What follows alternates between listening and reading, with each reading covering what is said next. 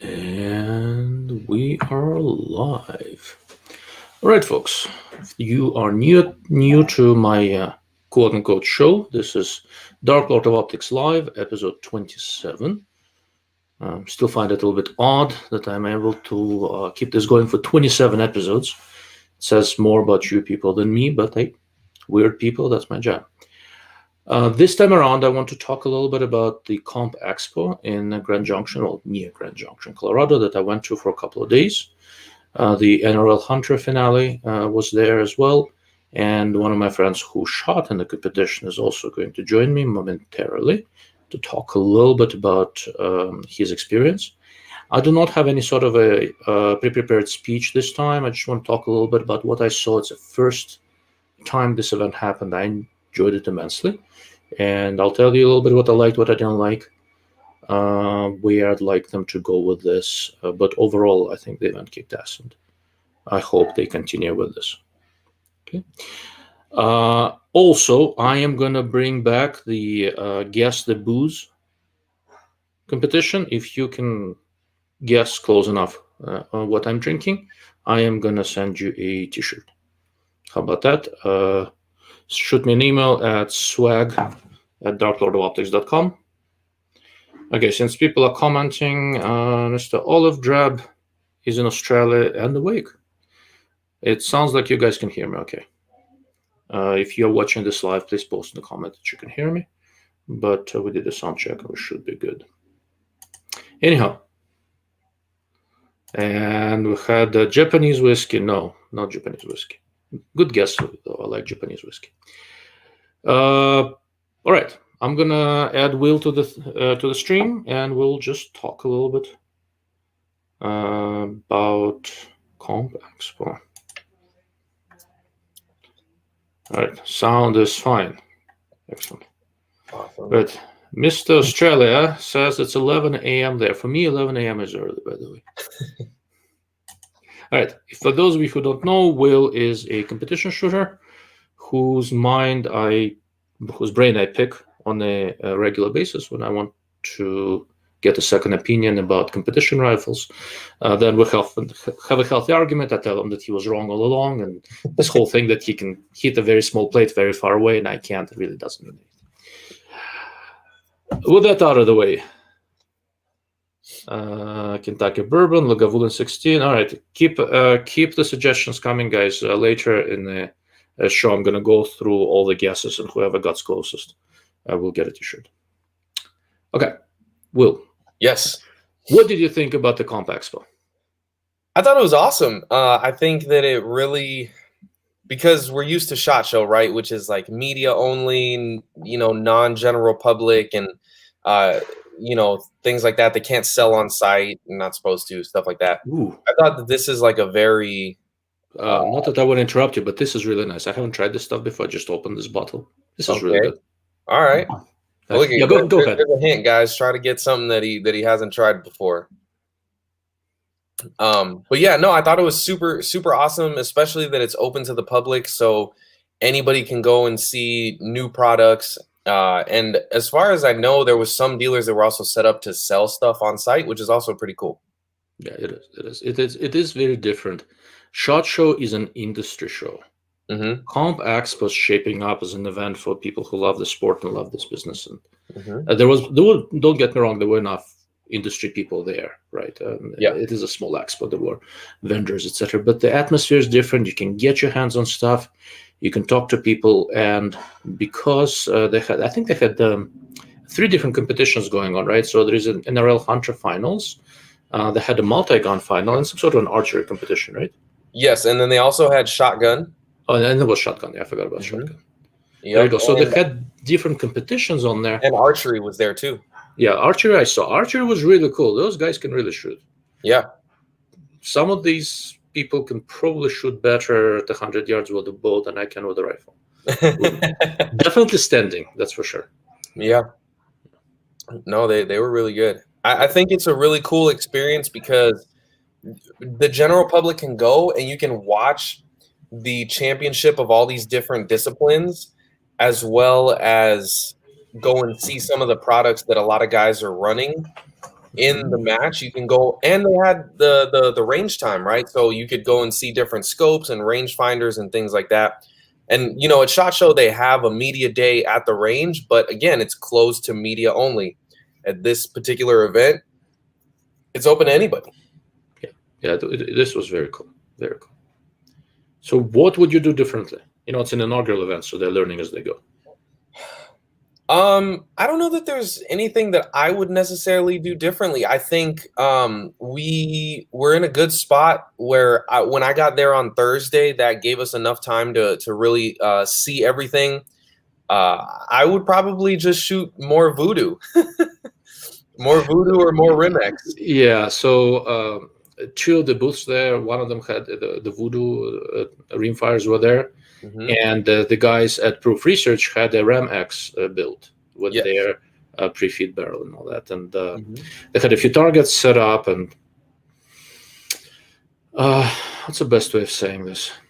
So upon coming home, I went ahead and ordered an XLR chassis for my Tika T1X. And I'm probably going to get a voodoo. And, and RAM-X is not out of the question either. There you go. It was so addictive. I like shooting rimfires, but those were just nice. Yeah, they're on a different level of rimfire. For anybody that's had an opportunity to shoot a Rimex or a voodoo, you know what we're talking about. For those of you that haven't, you need to find somebody at your range and stalk them until they let you shoot theirs. I'm not that good a shot, but there were those spinner things of different size, right? Mm-hmm. And that little small one on the side, that's just the bar. Yep. That was just boringly easy. Yeah. Yeah. So that's a rack called a KYL rack that we normally. That's a kill rack. Okay. Yeah. Yeah, and we normally shoot those in competition, where the on a center fire rack, the small target is normally a half MOA for whatever distance it's going to be at. But with rimfire, it's so addicting. It is, and the freaking thing spins. It's just begging to be shot again. Yeah. Yeah, that was really cool. Yeah, I mean, you're right. So I have a couple of things I think I would like. Don't misunderstand. I enjoyed the show immensely. The one thing is that I learned about it too short of a time in advance. And they started planning it, I think 9 weeks. What was it? Yeah. 9 weeks in advance. So it really is not very long. Mm-hmm. But had I known about this earlier, I know enough gun bloggers and gun writers behind the scenes. We could have blown it up. We could have probably made an event bigger. Yeah. I think I heard somebody mention that next year it's not going to be the NRL Hunter Finals. It's going to be like a regular competition. Yes. Honestly, I think that's a good idea, and I'll explain why. Now that I know how cool this event is, next time I go, I want to shoot. I'll get my ass handed to me. That's not unexpected, right? Besides me, I mean, I'm really good at arguing with Will. Shooting, I'm not as good at. I sound very convincing, and I suck. But I would have had a blast. I would love to see a one-day NRL match, or 2-day, I don't know, and maybe a one-day NRL 22 match running there. And what that would do, it would get. It's an amazing facility. So this Cameo shooting complex near, was it Palisade, Colorado? It's right by Grand Junction, 20 minutes from Grand Junction. Yes. The facility is awesome. It's all up and down. You get a lot of different angles, wind changes. The facility is huge. There's a lot of space to do different things. I would have loved to be able to, I went there a day earlier than Will did because the first day was media only, which I do appreciate. So you can go and really talk to people. And then they open it up. There is one day where competition guys go and site stuff in and look at CompExpo and all that, and then the competition starts. I would have made a 5-day thing out of it comfortably if I could stick around and shoot for a couple of things. Because for the finals, you have to qualify, right? Yes, you do. Yeah, my chances of qualifying are about as good as for one of you to guess exactly what I'm drinking, right? Yeah, so I tend to agree with that because for the National Rifle League Hunter Series finale, it was only the top 120 competitors in the country that were invited. So I do know a lot of guys that shared kind of the same sentiment where they wanted to shoot at Grand Junction because they had heard the facility was amazing. but they unfortunately didn't qualify. And so they were like, man, that sucks. I wish that it was just a regular match so that I can go and shoot it just to experience the facility. So, I talked to Scott throughout the match, and nothing's So, final. for those of you who don't know, Scott who? Scott Satterley is he was the match director for the championship match, and he is also one of the directors for the NRL Hunter Series as a whole. So he's pretty much the top guy when it comes to the NRL Hunter Series as far as making decisions, along with Travis, who obviously is the co-founder of the series. Okay, thank you. So Scott had mentioned that he was thinking about doing that where it becomes just a regular season match, so that, because Scott also wanted to shoot at the facility, but he couldn't, obviously, being the match director. So he said, okay, next year the finale is going to be somewhere else, and somebody else is going to host the finale so that I can shoot at Grand Junction, and then I can also shoot the finale if I qualify.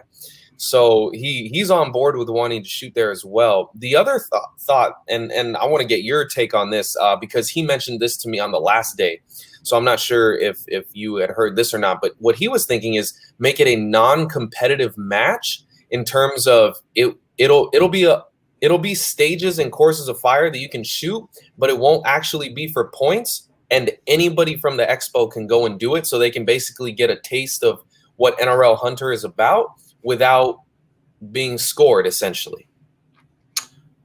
I think it's for a lot of people that would probably be an attraction. Mm-hmm. For me, it makes no difference. I don't care about being scored. I just want to shoot, right? I would shoot in it either way. If I had in an event like this, in a place like this where I'm already going, right? I'm a gun writer. And I talk about long range and precision scopes and precision rifles. I can't skip this one, right? I'm going anyway. If I have an opportunity to shoot, that's even better. Points race doesn't matter for me. Given my lifestyle and schedule, and it probably is the same for a lot of people, I'm unlikely to shoot enough events to care about points, right? So whether it's sanctioned or not doesn't matter. But the catch is that I'm a little concerned that if it does not count for points, the good guys are not going to come. Right. And that was sort of my sentiment, where I talked to some other guys and they just said very bluntly, if it's not for points, as awesome as the venue is, I'm not going to spend the money to travel here to shoot in a non-point scored match. So here's, as a fan of the sport, here's what I want. I want to shoot. I want to shoot both conventional gun and rimfire. I'd like to do both matches if possible, not the same day, like consecutive days, something, right? I want to see the good guys shoot. I want to see what they shoot with. Yeah, right. That's kind of a big deal for me. I mean, there was one guy there shooting essentially my gun. He qualified for a 12-pound class with the fix and with the scope I have on the fix with this new Razor DLHT. Oh, by the way, I have it set up on a tripod. If you guys want to look at the reticle, it's pointed in the wall of my office. We can do so later. Okay. Anyhow, I got so excited just seeing that. Yeah. It's I don't know how did he do well. I don't know where he finished up. So I can't say. But I mean, to be honest, the fact that he qualified in the first place already means that he's a pretty good shooter. He could shoot, right? Yeah. Well, and the gun wasn't holding him back at that point. If that's what he decided to say. Right? To be fair, you qualified, right? So standards. Yeah. Standards questionable. Yeah, sorry about that. Couldn't resist it. But yeah, if he qualified, he's a good shot. But I want to see this for points. Now, it's a big deal, right? So they have a lot of different competitions there, but it's a big facility. What to run concurrently, what to run in a row. One of the interesting things could be if they can get guys from like Voodoo, Remax, CZ, whoever, to donate, or to provide 5 guns, to have people run through an NRL 22 course with really, really fancy rifles. Yeah, I think that would be not for points. That would make sense. That I think would be super awesome as well. So I have been to regular race gun matches where they've also hosted NRL 22 matches on Friday. So like you were there with me on Friday when I checked zero and then checked my dope at distance, things like that. And then after that, at some matches, you would just jump straight into an NRL 22 match and shoot that for the second half of the day, and then Saturday and Sunday shoot center fire. So that sounds good. There's that option as well. And I think I think it would something to be kind of interesting would be you make it a points match or a points race match, but you have a cheaper sign up for the people that don't care about the points, and they can still shoot it and not be scored. That's reasonable. And maybe maybe the only negative to that is that it's cheaper, but you also don't get to walk the prize table. Or let's say maybe you get to walk the prize table last or something like that. Because the rest of us that are paying for the full scored match obviously should be awarded prize in order of where they finish. That's not a bad idea. Like it can be played in different ways, and honestly, you don't know what's going to work well, and they should probably try it in a couple of different ways. But I would really like to see a regular match that the top guys come to. Yeah, and I want to shoot it too. I'm not going to compete with them, right? But for example, if there is an NRL 22, hell, next year I might bring my kids, make a family weekend out of it, introduce them to the sport. And so I mentioned my kids sort of as a segue. One of the things that I really enjoy. So I'm not a competition shooter. I don't go to competitions very much. I'm friendly with a couple of guys because I know them for other reasons. But I don't know a ton about the atmosphere. I was blown away about how collegial, how good of a camaraderie there was, how friendly everyone was. People, good shots were approachable. It wasn't, other than occasional F-bomb, it just happens. This is a nice atmosphere to bring juniors to. This is a nice atmosphere to bring kids to show them about this different world. Yeah. Right. But people are competitive, but they are just friendly and nice, and it was just awesome. I really liked that. It was I didn't expect that, right? So I've done all sorts of different competitive sports over the years, not shooting. Once you get to the top level, the guys at the very top, there are some exceptions, but the guys at the very top are usually assholes. Right? The guys who are really good are just jackasses. That's one of the reasons they got very good. This event impressed me with how pleasant it was in many ways, in terms of the people there. I mean, I only got yelled at once by the guy from Black Rifle Coffee because I said something bad about the CEO. Yeah. No, I mean, that's the entire NRL community. And that's what I try to stress to people is, so I shoot both leagues, PRS and NRL, and I shoot outlaw matches as well. So I shoot a lot of matches all over the country. And as a non-biased opinion, I've always maintained that if you're looking for a family community atmosphere, it doesn't get better than the NRL. I mean, the guys literally bring their entire families to two matches. And, like this weekend, we had a couple guys that, brought their wives, and they just followed them around the entire Saturday and Sunday on the course. The same thing with the kids. There was a guy that was shooting behind me that brought both of his kids, and they were following him around the entire course, and he was shooting right behind me. Cool. So, and everybody was super, super nice to them, super welcoming, like, hey, how you guys enjoying it so far, this and that. And this is in the middle of the championship match, when everybody's laser focused, but at the same time, you see kids running around. You're like, hey, what's going on? Okay, all right, I have to interrupt. Please don't use the phrase laser focused. By definition, laser light is not focused. Okay, literally, all right. Well, see, you learn something new every day. You'd figure that like a laser was like, no, small. It's not focused. It's actually collimated beam. It's completely unfocused, perfectly unfocused. All right. Well, these guys were extremely. Yes, sorry, my OCD flares up when you say things like that. I like that. But yeah, so that was super awesome. And, I also introduced you to basically the top shooters in the country in that group, where we met John and Rusty and Matt and all them. So Matt ended up winning the match. Oh, Matt won the match? Yes, Matt won. John finished second. Okay. And then you met Rusty. He finished third.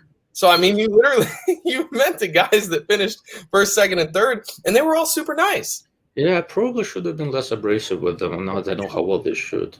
That's okay. I live in another state. I'm good. There you go. Yeah, they I mean, and those are literally some of the top shooters in the country in this series and in the race gun series. You know, any match that those guys show up to, and you wouldn't know it. You know, you would just think that they're just regular guys having a good time. So the family atmosphere is super amazing, super awesome. And guys always take care of each other. You know, there was equipment malfunctions all weekend long, and guys were always trying to help other guys out. Like, hey, I've got a spare this, I've got a spare that. You know, because nobody wants to shoot a match where guys get taken out because of equipment failures or something like that. Right? We want everybody to have a good time. That's fair. That's a good point. So very cool. That was indeed very cool. Okay, so let's do this. Let me quickly glance at the comments so we don't fall too far behind. And then I want to talk a little bit about the Expo itself, the gear we saw, kind of go through a little bit of the different exhibitors who were there. They deserve a shout out. They took a chance on this new event, and I think it's good that they supported it. And I've been telling everybody I know that they should, who wasn't there, that they should have. And most of them did not know the event happened, right? So it was so short notice.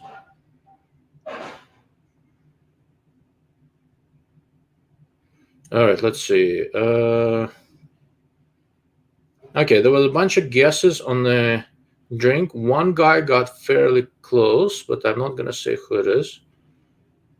One guy could have won, right? So I was choosing between what I'm drinking and the 10-year rye whistle pick, but I did not choose the whistle pick, so it's not it. Okay, here we go. Ooh, that's interesting. So Seth Rich goes, here's something a place like CompExpo should do. They should do a shoot with a pro competition where normal people sign up to be paired with a pro. I don't know. Then that means that one of them will be paired with me, and I think that's cruel and unusual. So I think that's actually a really good idea because so you have in the race gun series a pro-am called the Gap Grind, which is in Tennessee at the K&M facility. And they do that every year, and they routinely every year sell out, and that equals to about 400 shooters over 2 days, which is insane that they can flow that many shooters into 2 days. So I do like that, especially for something like the NRL Hunter Series, where it's a new series that hasn't been around very long, but there's a lot of guys that genuinely like to hunt and would like to become better hunters and just better shooters. So I do like that idea. Yeah, I know that you've just basically I caught the hunting bug recently. So you've just defined what I'm trying to do here to a T. There you go. So I do like that. I see that he followed up with a scoring suggestion. Oh, there we go. So the scoring suggestion is a score would be combined pro score and the person they coach through a stage. So you're really trying to think whoever's paired with me. Yeah. So the only thing that I would say about that is that the combined score would be a little bit misleading only because you don't really, obviously you wouldn't have a lot of pre-time with that shooter and you wouldn't really necessarily know how fresh of a shooter they are. So while I do like that, I would make the modification of you have 3 scoring. You have individual for the pro, individual for the amateur, and then a combined team score. So you get 3 scores per stage. So that's actually not bad. Then the pro can have his points for the points race, right? Yeah. And the combined one would be just a lot of fun, honestly. All jokes aside. And the for the newbies, the score would be a pretty decent reflection of how well they did. And you go back and practice, come back next year, see how you do. Yeah, absolutely. So I think that would be the best way to do the scoring in that particular situation. And I really do like that idea because I feel like a lot of people that I've talked to that have never shot competitions before, a lot of them honestly just have a sort of like fear factor of it and they don't really know what to expect and they don't really want to jump in without any kind of direction and somebody to kind of be there and guide them through it, right? Yeah, that is a good point. So Seth's followed up saying would be a cool event to get more people introduced to different shooting disciplines. I think this point is critical. Events like this, because of the family-friendly atmosphere that NRL has, and because of how nice that facility is, the facility was awesome. There's so many different things, and with the terrain being really rugged, the wind was doing all sorts of fun stuff, right? I mean, you'd know better. You actually shot there. I was just sitting there with binoculars looking at the wind. Yeah. Boy, was it getting interesting through all the valleys and nooks and all that sort of stuff. Oh, yeah. This would be, you would get the frustration of precision shooting, but you can actually hit stuff, right? Yep. I mean, I think that would be really cool, right? Let's see, Seth is on a roll here. Yeah, it could be a pro with a shoot squad he coaches, scores the full squad. Cool way for people to get training experience who don't have equipment and whatnot.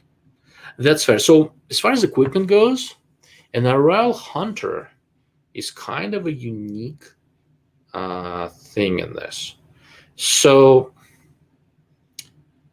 to be a professional, to have any chance of winning the whole thing, you need very specialized equipment and all that. For a guy like me, okay, so I'd go shoot with a fix. Fine, my fix is a $3,500 rifle with a fancy proof barrel and all that sort of jazz. But I don't think my score would be any different whether I went in with a fix or I have, every once in a while I'll show you pictures of it. I have this old Tikka 695 and 280 Remington. It sits in a decent Macmillan stock. So it was a $500 rifle in a $600 stock, and I can put a $600 scope on it. I don't think I'd do any worse than that than with my $6,000 altogether fix, right? You don't, for the hunter competition, you can go buy Tikka T3X, whatever, in a somewhat decent stock, put a scope on it and go shoot.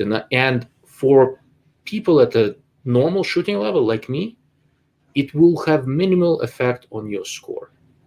You need that and a tripod, and you're good. Yeah. Well, so here's what I would say to that point is, so you met Rusty. He was the older gentleman, and he's like 60-something. And he finished third overall. And he shot in the factory division with a Tikka. And he finished third overall. Oh, there we go. So, okay. So Rusty can outshoot me with a fix, and he can outshoot me by using probably slingshot. Okay. So, but it's still a good example. That's another thing, while we're on it, I was thinking about an NRL Hunter. And, so on the last day before I left, I decided not to go early and meet with you guys, but I saw you and Mark shoot. I drove around there for a bit to see people shoot and all that sort of stuff. I just didn't want to interrupt. And I walked away thinking, this is really cool, but I would really love to have them set up one target a little closer, make you shoot it unsupported.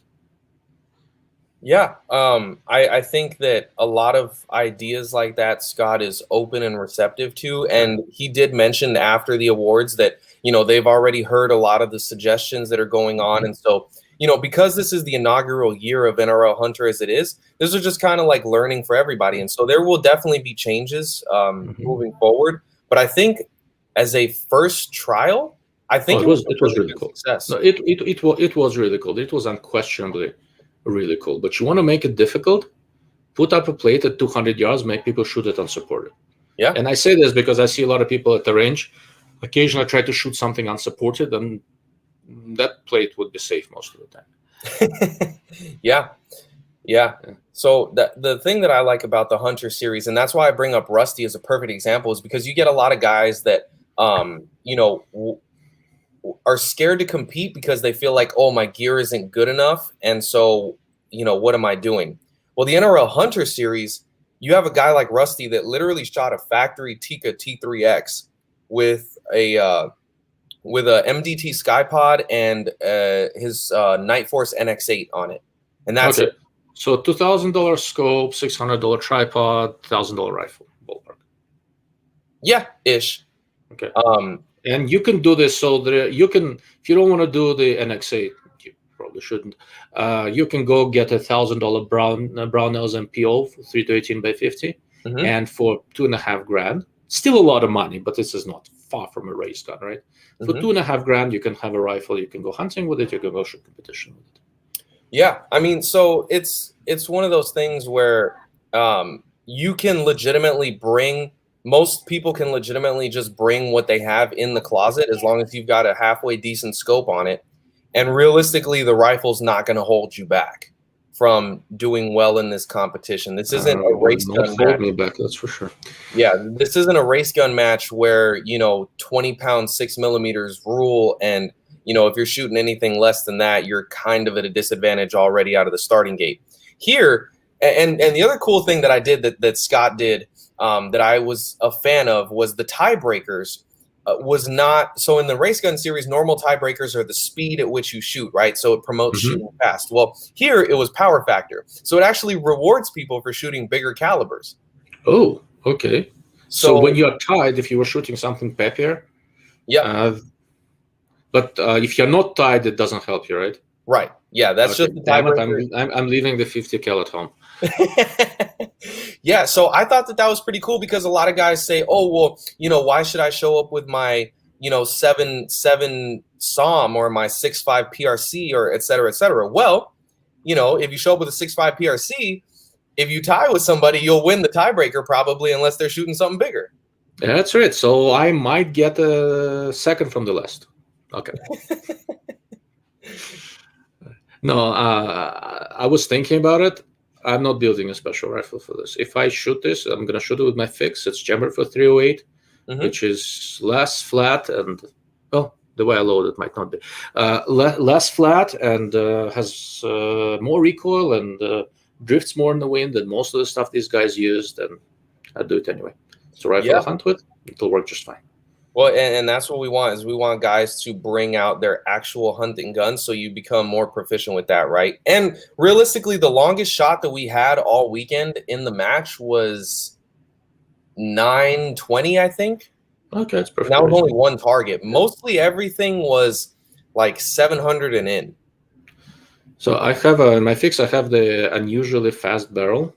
It's where I live, it's a supersonic past 1,200 yards. Yeah, and even with some factory ammo, not only with my hand loads, so that would be perfectly fine. Yep, very cool. That's a good idea. I like that. Oh, it looks like Doug managed to get the new Razer HDL HT. Right, it's a perfect scope for this. Yeah, it is a perfect scope for this. If you've got a chance to play with it, put it further down in the comments. Let me know how you like it. I've been very enthusiastic about this scope. I already got creamed for it. People didn't like turrets, didn't like this, didn't like that. On one hand, they are right. On the other hand, they look at it the wrong way. We can talk about that later. Let's see what else we got. Lively discussion of where to get the Razer HDL HT. Oh, there you go. So let's see how that goes. What do you think about the Tubb ranging reticle? So it's a little bit off topic, but so I did a live cast with David Tubb. He came over and talked about his reticle. I will say this: I do not like BDC reticles, except for that one. David made it into a cohesive system. If you take a little bit of time, there's a little bit of a learning curve. Once you get past it, it works really, really exceptionally well, and not just for David, for normal people too. Everything works well for David freaking Tubb. But for the rest of us, the reticle does work well. You do have to pay attention a little bit. He puts it in loophole scopes. I personally am seriously considering getting one of the loophole Mark V 3.6 to 18 by 44 scopes with his reticle for $6.5 grand LS6 ARC. I think for DMR type use, it's a kick-ass reticle, and as long as you take the time to learn how to use it, it works really well. Were you here for the David Tubbs talk or not, Will?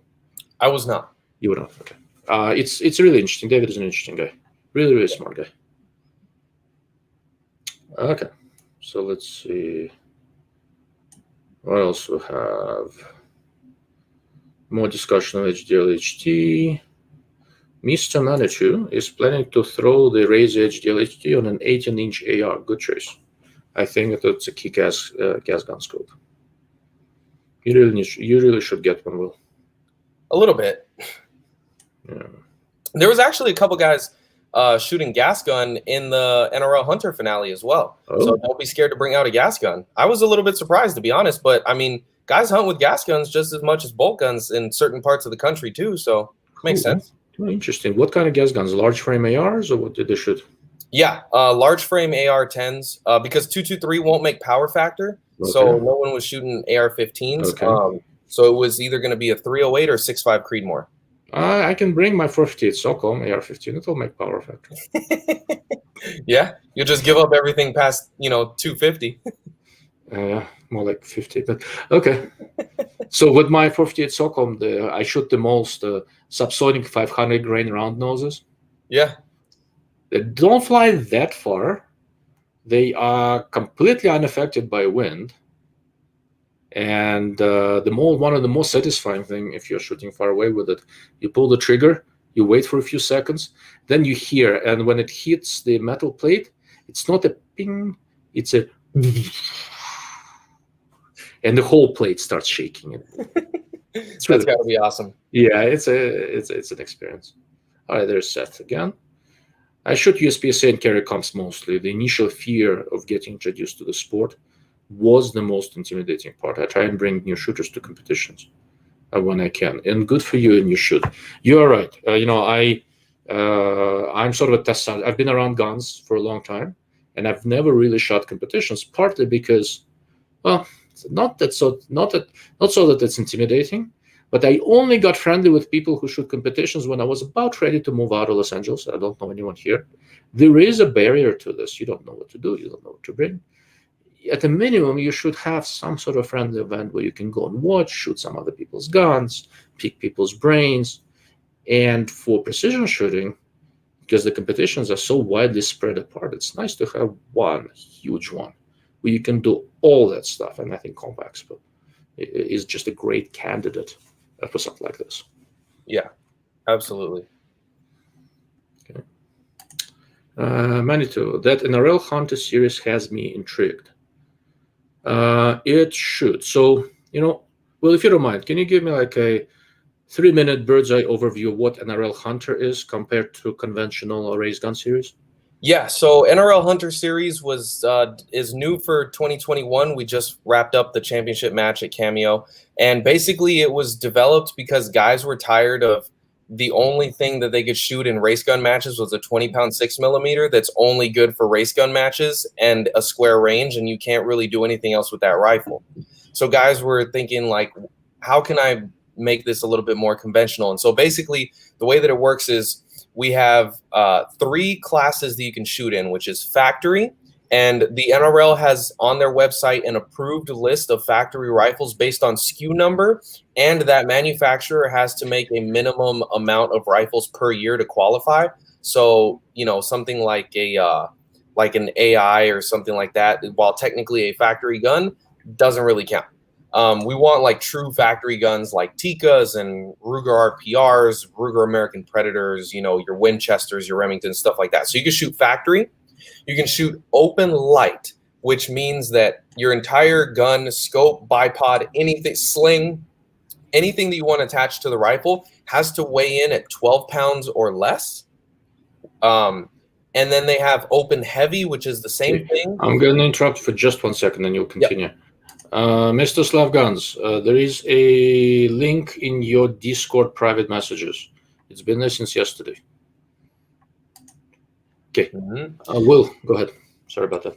Yeah, no problem. So, and then open heavy is the same thing, 16 pounds and under. And the reason that, before somebody asks, the reason that 16 pounds was chosen was because that's actually a law in Idaho where you have to hunt with a gun that is 16 pounds or less, including your bipod and your sling and your scope or whatever you intend to have on the rifle.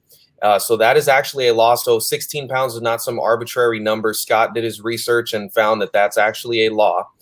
And so basically combine that with another thing that we have called power factor, where basically they wanted to find a way to try to keep guys from gaming the series and shooting, like a fast 6mm. Yes, I know guys hunt with 243s and 223s and things like that, but unfortunately, that just has to be a casualty of the situation because we don't want guys showing up with dashers and BRs and stuff like that. We want more traditional hunting rounds. So basically, power factor, how you calculate that is your bullet weight times your muzzle velocity, and it has to be above 380,000. So basically, more or less, the minimum caliber that you can shoot is a 6.5 Creedmoor with 140 grain bullets of some brand going 2720 feet per second, which is not unreasonable. A lot of guns can do that, easily accomplished in a 26-inch barrel. There are some exceptions. If you shoot factory ammo, then you do not have to meet power factor. So you can do that, but at the same time, you lose every single tiebreaker because now your power factor is way down. There was a guy in my squad that was shooting factory ammo in a Ruger American Predator in 6.5 Creedmoor, but he lost his tiebreaker. So, I mean, that's one slot down that he falls. But basically, that's NRL Hunter. And as far as the staging, that's the gun rules. As far as the stages are concerned, they wanted to make it as realistic to hunting as possible. So, a quick breakdown: you have 4 minutes per stage. They're all blind stages, which means that before the stage, you are standing somewhere else. And so you cannot see the guy before you shooting. You cannot see the shooting area. You cannot see the targets. You have no information other than what the targets are, what order you have to shoot them in, and that's it. And so you have 4 minutes. Once they say time starts now, you have 4 minutes to find the targets, range them, and engage them, all under the clock. And that's pretty much it. Mm-hmm. So they'll tell you, oh, we have on this stage is going to be 4 coyote targets, and you're going to shoot them left to right, or you're going to shoot them near to far. Mm-hmm. And you have to find all 4 of them, range them, and then engage them. And it's a dead target scoring system is what it's called. So basically, similar to hunting in theory.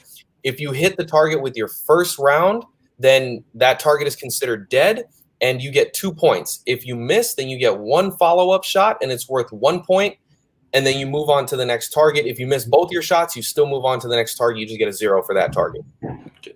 That's very cool. That's a good description. So I'm going to add Mr. Slav Guns in momentarily. He just joined. I will say this. So these rules is what really makes NRL Hunter far more interesting to me.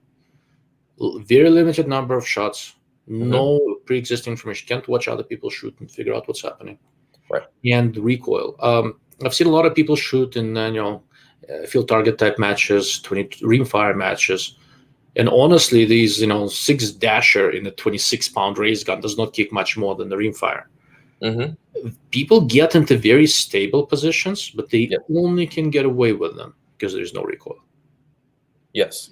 Try to spot your own shots from one of those positions when you are shooting a 7-pound 308. I'll see how you do. Yeah. Right. So these additional factor of having to deal with recoil puts a very real world emphasis on your on building a shooting position. You cannot get away with weird angles and contortion, all sorts of other stuff. And I think that is one of the things that I find interesting, right? So I think that's very cool. All right, Mr. Slav Guns, you are going on. Hello, everybody. Boy, can I say a lot of things about this gesture. What? Oh, I'm sorry. It's hello, everybody, and thank you, lover, for having me on. Yes. We shared a room. So what is it? Do I look the type of something? Will and I were accused of being a couple, and that's just offensive. I can do better. And then this guy, I don't know. See, I would never buy that because I mean, so we're talking about in the country, white people being racist, but no, it's Asians, African Americans, and Russians. They're probably the most racist people ever. And Ilya, if you brought home an Asian boy, your parents would give you crap. My parents would probably give me more crap if I brought an Asian girl compared to a Jewish boy. Okay, so that's and now it all went downhill. Yeah. So okay, Jew, so I was saying, let me bring this back. Jew, we hate everyone equally, so it's not discrimination. Okay. Now, to answer your question, with 6.5 with 6.5 Creedmoor, all you need is a little bastard or a fat bastard, and there is no recoil. Right, Will? I mean, it's definitely a lot less than an unbraked, but when you got a 12-pound 6.5 Creed, there's still definitely some recoil. Yeah. Regardless, it's definitely better than a 25-pound 6.5 Creed with a brake on it. Oh, for sure, yeah. Okay, look, I was about to let it spill because of a particular gun that I was shooting in a particular caliber with that particular brake, and it didn't weigh anywhere near 20 pounds, and it's even at 100 yards, it's pull the trigger, you see exactly what it is. Good thing I didn't talk about exactly what gun it was. Okay, we will all find out soon enough. Follow Slav Guns channel. I know. Good one. Whenever Look, they decide to release it. Yeah, my hunting rifle is 9 pounds together with optics, and it doesn't have a brake. It has a linear comp. Yeah. Because I'm generally more sensitive to sound and recoil. But to be fair, prone, I'm pretty comfortable. I can see the trace and I can spot my own shots. Well, actually, for me, so like, and I missed the earlier part of this conversation with how being a homeowner is fun. But the coolest thing, so like I said, I don't play rifle gun games, but I've played plenty of pistol gun games. So I saw I was following the chat. I did USPSA hot and heavy for maybe about 7-8 years until I hurt my wrist. But I mean, like I said, there's a lot of gaming aspect to it, which is kind of like what you see with PRS. It's just run and gun with rifles instead of pistols. But the gamification of it, I mean, it's a game, and everything's a game with slightly different rules. And you'd go to the match the day before so you can air gun the stages, and then you go see the squads ahead of you to see how they do it. And then you're like, ooh, let me see if I can do it a different way. And the further later on you are in a squad list, unless the weather changes for the worse, the better off you can end up doing. So finding out about NRL Hunter and the fact that you can't see the stages or how other people shot it ahead of you or even talking about it is like very attractive. And it almost like brings a completely different element where truly is the shooter's ability to assess a stage rather than, hey, how well can I air gun it? And did I watch the super squads shoot through earlier and just basically rinse and repeat what they've done? So, given for what I do for a living, what you're telling me is that if I can borrow a drone that goes high enough with one of the cameras I worked on, I can get pretty good intel, better than anybody else. Absolutely. Yeah, absolutely. But this is also why. So, if you're looking at the King of 2 Mile rules and King of 1 Mile, King of 2 Miles, and basically a lot of the ELR matches, now with the technology that's becoming more available, but one of the things in the rules is you cannot use any devices that will give you environmentals or any portion of basically anything weather related or anything that's going on past the shooter's position. So basically no Doppler radars or anything else like that. None of that Trigicon stuff. And even a lot of the Russian matches, you can't even use a Kestrel. You have to be. I can guarantee that Russians are cheating. If you watch the videos, actually one team got disqualified for using a Kestrel. Because they didn't pay while the you're shooting. You need to pay the right people the right amount of money. We'll see about that next year. We'll see if we can buy somebody off. Good luck. But yeah, no. So like I said, going back to NRL Hunter, I mean, I think it's fantastic. I mean, it definitely looks very, very, very interesting. So if this was not the finals, if you didn't have to qualify, would you shoot? Absolutely. Exactly right. So here's a good example. How many NRL or PRS matches have you shot, Mr. Slav Guns? Sanctioned matches, none. So I'm kind of basically transitioning over. So I mean, gotta realize up until maybe like 2 years ago when I kind of took a sabbatical from shooting a bit, my life was basically dedicated to USPSA. So there's however many weekends there were in the month is however many weekends I was shooting a USPSA match plus practice basically beforehand. And that doesn't include any sectional, regional matches, like open matches, any other type of major matches. I mean, like, even though I had a lot of interest in rifles, and even though the vast majority of my guns were rifles, I pretty much have 2 or 3 guns that have tens, close to hundreds of thousands of rounds for them. And that's basically my main match gun, my backup gun, and then my other match gun. And that's basically it. I mean, that was your life. But the challenge of it is, and I kind of envy you guys living out west. I mean, we generally don't have, while we do have some 3-gun matches, and if anything for the CompExpo next year, I would love to try the 3-gun matches because we do have some more 3-gun matches. But for the large extent, I mean, I would probably say within a couple of hours drive, we only have 1 PRS style match. And that's only limited to 600 yards. The only other one that was just added 2 months ago was the Geisley match, because Bill Geisley, they purchased their own range, but that's basically out to 1,100 yards. So I'm sure if I go out west, it's completely different shooting environment where it's like, hey, you guys go way beyond that, and then you're shooting through mountains and all of that stuff. Correct. So I will say this. So the reason I asked was not to try to put you on the spot. The reason I asked is that so on this live cast, out of 3 people here, you have 2 guys who are really, really into this, who have not shot a match for a variety of reasons, lack of facilities, sheer laziness, in my case, things like that. And both of us unequivocally going, oh, I would shoot that. Oh, absolutely.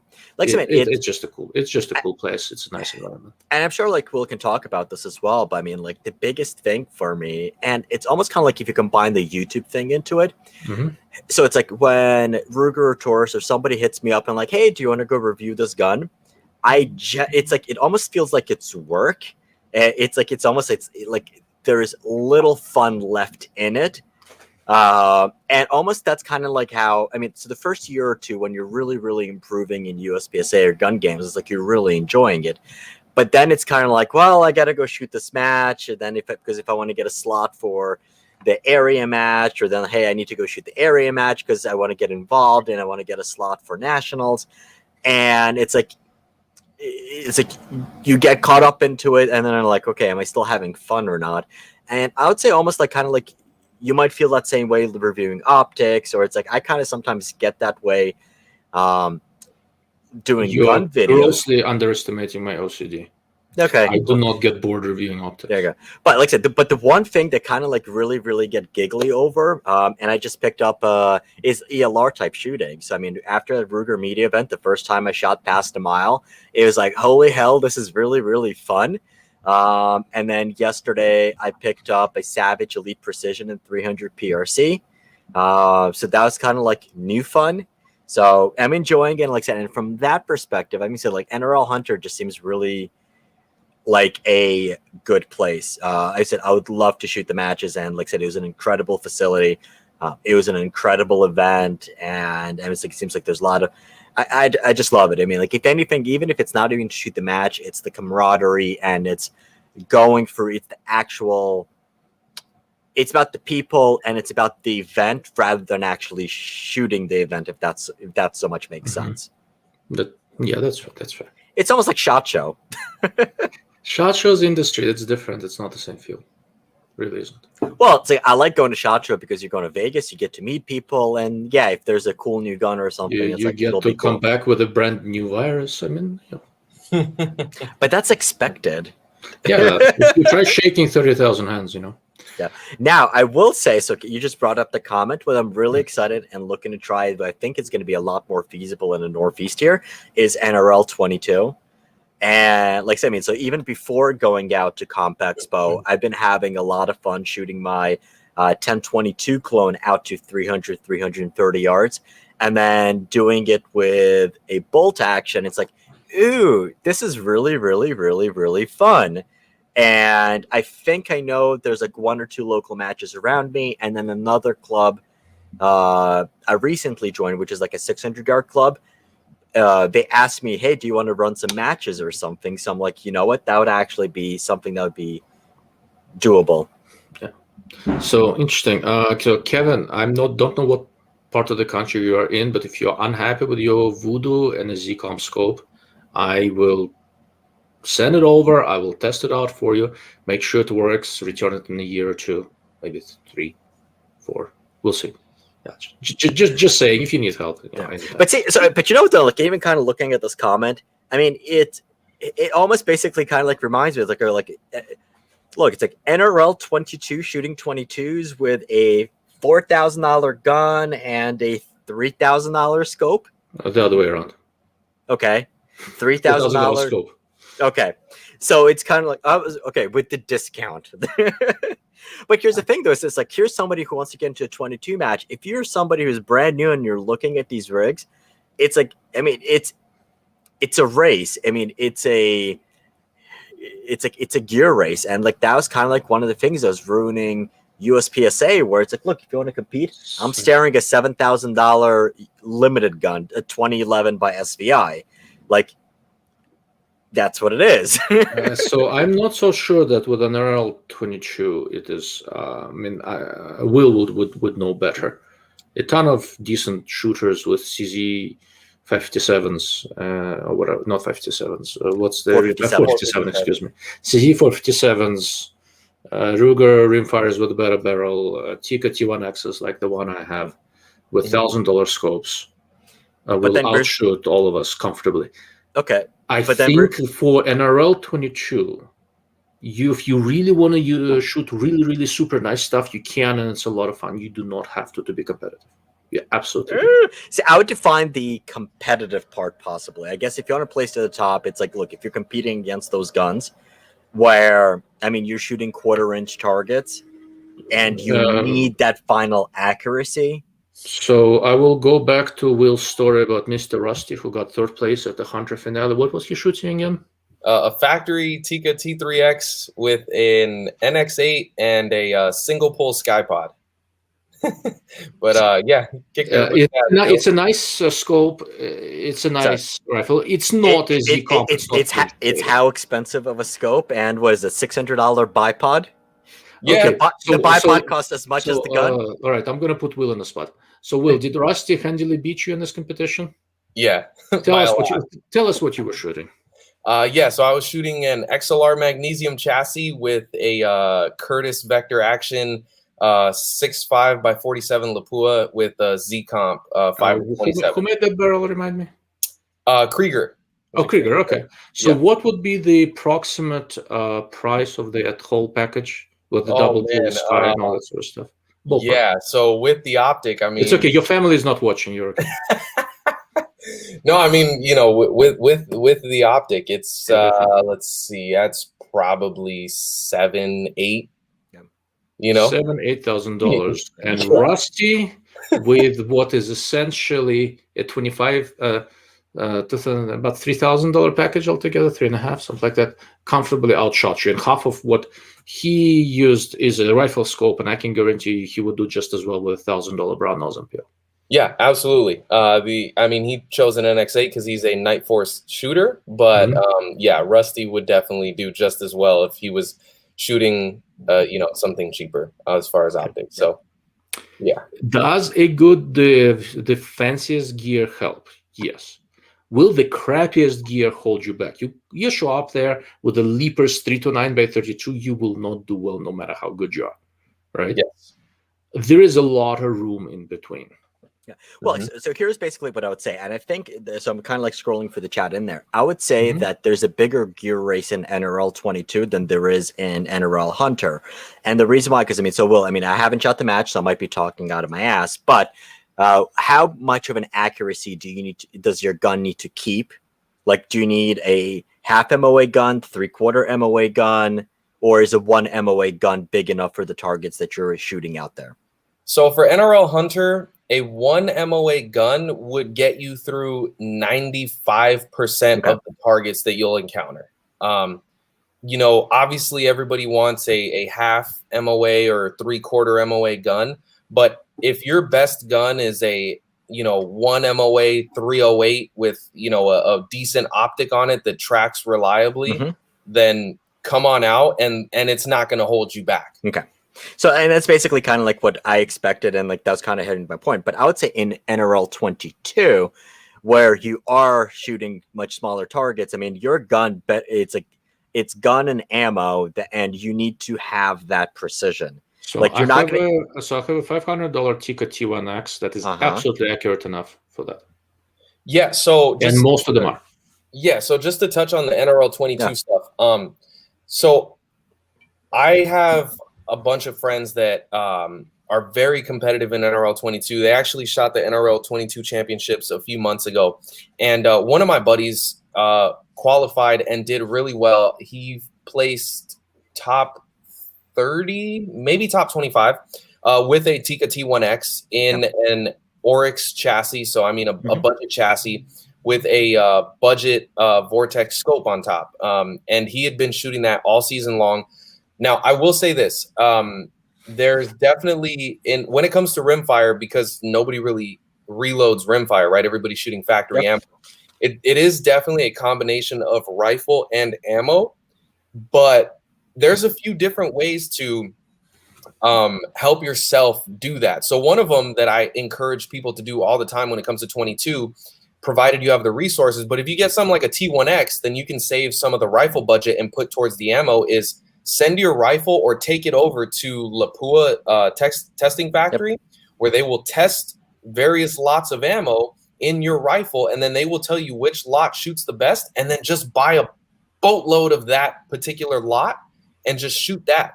The other thing that that I want to just touch on quickly that's becoming a lot bigger in rimfire than centerfire, because everybody shoots factory ammo, is barrel tuners. And they 100% work. They're not magic, and they're not going to take a 1 MOA 22 to a quarter, MOA 22.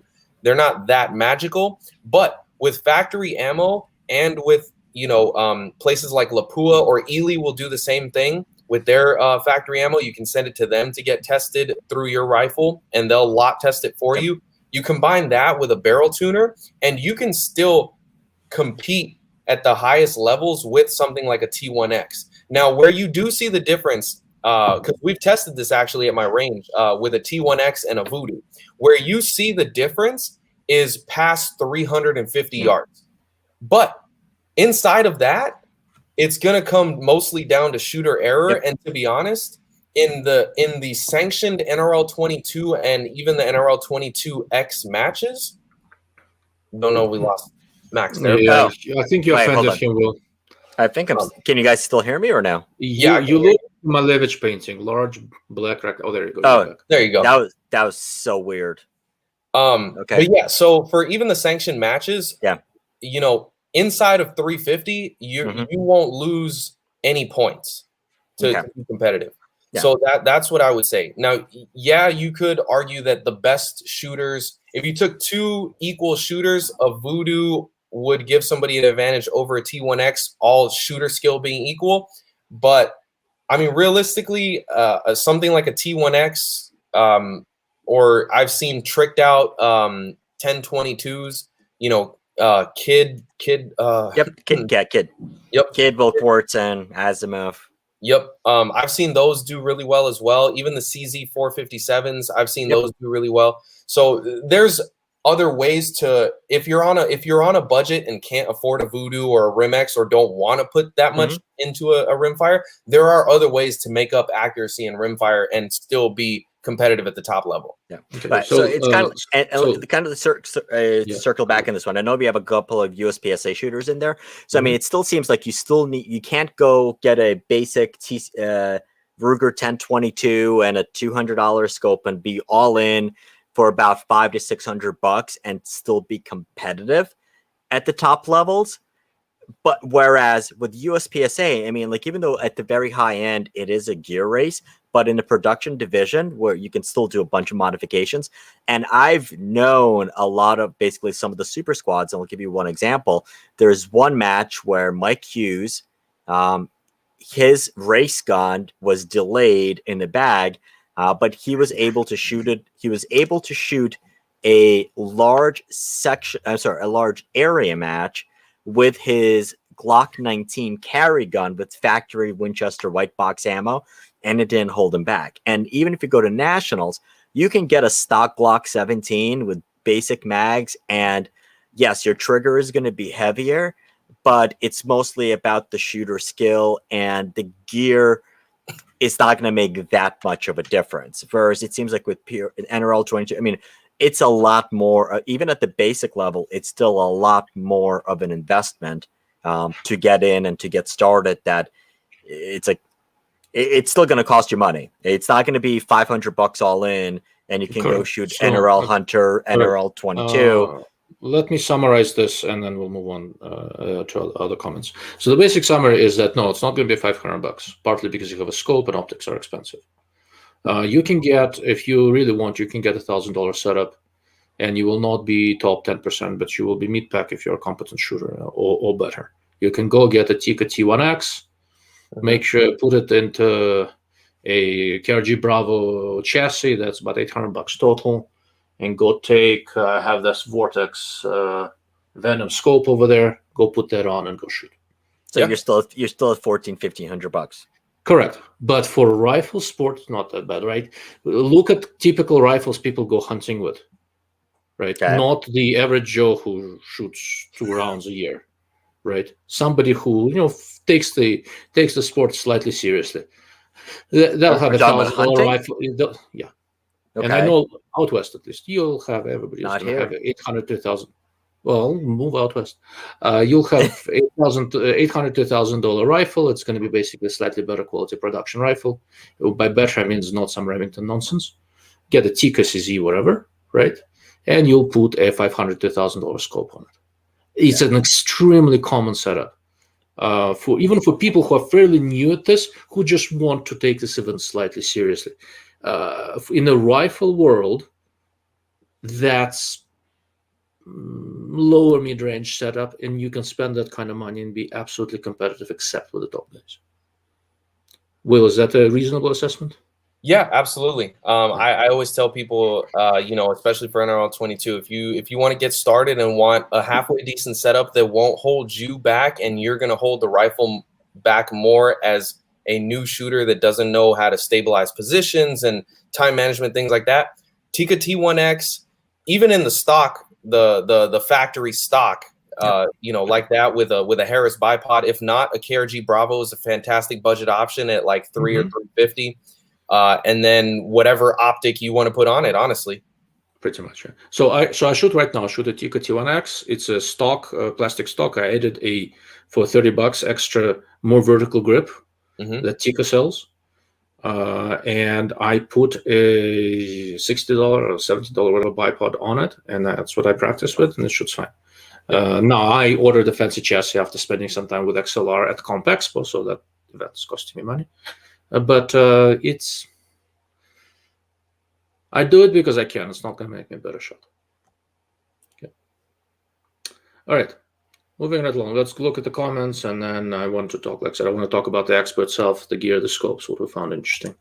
What twist they're putting in their 308. Most competition quality 308 barrels, unless you're shooting subsonics, 1 in 10. Yes. That's the most common by far. Okay. If its power factor is 6.5 PRC dominant, higher power factor, lowest recoil, flat shooting. No 6 millimeters meet power factor, right? So to meet power factor, basically the slowest, smallest you can do is 6.5 Creedmoor, essentially, unless you're wheel with a 6.5 by 47. But that's essentially the same thing. No, you cannot do not enough. It's not enough. There's no 6 millimeters that can meet it, because the heaviest projectile is going to be 115 grain, like a DTAC or a 115, something like that. And because there's also a speed limit, you cannot. Yes. So essentially, yes, you could eventually get a 115 DTAC to go fast enough to meet power factor, but then you'll be past the speed limit. The speed limit. How fast would you need? How fast would you need it to get to? I can do some quick math, but the speed limit is 3,200 feet per second. So it's not. You're going to be. You need to be above that. So the power factor needs to be 380,000. Yes. So 140 grain bullet at 2,700 foot per second. Okay. So if you had a 115 DTAC going 3,200 feet per second, that's your power factor, 368, and that's still too low. So there's no 6 millimeters that will meet it, and they did that on purpose because they don't want guys to show up with gamer guns. Because it defeats the spirit of the series, right? That yes, there's a lot of guys that are arguing 243, etc., things like that, and that's fair. And they're looking at some way to try to include that going forward, because that is a viable hunting cartridge. But realistically, we don't want somebody to show up with like a 6BR, even though there are guys that, I guess technically hunt with one, but we want some sort of recoil in this series, right? And so, and to address the comment, 6.5 PRC is not dominant. 6.5 Creedmoor is definitely dominant. Yeah, so the PRC is, so I shot a 6.5 SOM, which is about 100 to 150 feet per second faster than a PRC, basically on average. But it was essentially just a little bit faster PRC. And the match that I shot my SOM in, it was honestly just too much gun for what you needed, but I shot it because that was my actual hunting gun. how fast are you pushing the SOM?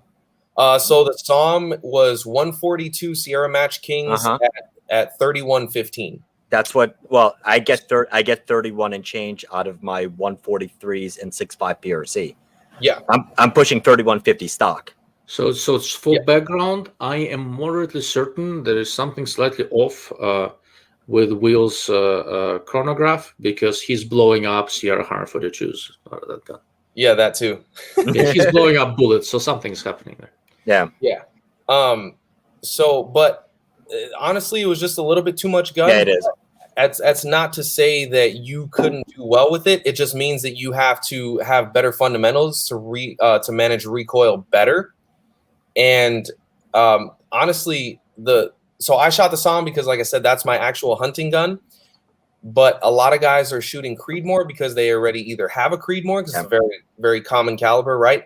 It's easy to find components to load for it, or it's easy to find factory guns chambered in 6.5 Creed as well. So, and there's a lot more information and data because the Creed has been around longer. And if you're one of those guys that shoots factory ammo, there's a lot more factory ammo options than a PRC. So PRC is not dominant because of it's still more recoil than a Creedmoor. Well, but so also, I have extensive. I have extensive experience with 6.5 PRC and a lot of guns. So I think we have 4 6.5 PRC, 5, 1, 2, 3, 5 or 6 6.5 PRC guns.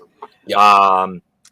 And I have a number of, so one of them being a Ruger precision rifle in 6.5 PRC, the other one being a Ruger Hawkeye long range target in 6.5 PRC, Savage 110 in 6.5 PRC, Mossberg in 6.5 PRC, and then something else in 6.5 PRC. And shooting those back to back with a 6.5 Creedmoor Ruger precision rifle with a nice break, it's night and day difference. So, I mean, even though there's only, let's say, for example, you can get about 250 to 350 feet per second velocity difference, it is night and day difference between those two calibers. And even if you have a very effective muzzle brake on a 6.5 PRC, there's no way in hell you can spot your own misses at anywhere closer than 500 or 600 yards. It's like there's still too much impulse, even with a good Area 419, a PVA, or a Fat Bastard. Whereas the 6.5 Creedmoor out of the Ruger precision rifle with a good break, it's like the gun barely moves and you can spot your hits and misses at 100 yards. So it just occurred to me that to make this more my kind of competition, they should just ban brakes. Yes. Now, see, if you want to stay competitive, if you want to stay true to it, ban brakes. Okay, so they limit support bags. They do not currently, but I did. Funny enough that somebody mentions that, I did mention that to Travis and a few other people, that maybe for next year you have a bag limit, like maybe 1 or 2 bag limit, because I've shot matches that are 1 bag, 1 bipod matches, where at second day you bring the 1 bipod and they tag it, and then they bring your 1 support bag, whatever you decide to bring, and they tag that as well. So you cannot borrow from somebody else, you cannot share it with somebody else. Nice. None of that. So I've shot those types of matches before, and so I did bring that up, but for this particular year they did not do that. However, on the flip side, there is some walking involved, not a lot. It's not like a sniper comp where you're doing land nav for 26 miles, but there is some walking involved. So you have to carry all your gear with you for a little bit of distance. So there's that too. If you decide on bringing 8 game changers and you got a 40-pound pack, I mean, there's that too. You should just wear a sumo suit for stability. Derek is here. Derek, with your 6GT, how fast are you pushing that? Because I know you got some pretty impressive velocity data. Sorry to interject, but no, I think so once again, when you can bring multiple different bags and bipods, that's gaming. It's a game with different rules. But you can't bring different bipods or anything, because when you weigh in with your gear, then they tag it. So whatever you weighed in with, that's what they tag. But yes, you could bring multiple bags if you wanted to. So that was one of the suggestions that I had at the end of the finale was, hey, maybe we should do like a 1 or 2 bag limit and just have guys at registration check their bags, and you can tag them, and that's what you get to use. Very, very cool. Yeah, that I like. That idea I like. Anyhow, Mr. Cyclops, Joe's here. Joe, if you're still here, good to see you. Hi, Joe. Okay, so Mr. Manitou sounds like a cross between Sniper Unknown and NRL with a smaller budget. I like it. Yes, I think it look of all the looking at the rules and stuff and people of all the different competitions, shooting competitions, I'm somewhat familiar with. This one is really, really cool. If somebody would host a match in the Northeast, I would absolutely go. I would love to shoot. Okay, so I've got this slightly mystifying comment. Oh, never mind. I know what that's about. We'll skip that one. Serge is here. I haven't seen you in a little while. So what are we drinking tonight is the big question. I think it's time to do the grand reveal, basically because I ran out and the bottle is behind the hat. So we know it's booze. And I need a refill. So it is 8:15 my time. All suggestions prior to 8:15 count for the raffle. If you've already made your suggestion and you think you're close, shoot me an email and I will send you a t-shirt. This is Jefferson's Ocean at Sea Bourbon. It's surprisingly quite nice.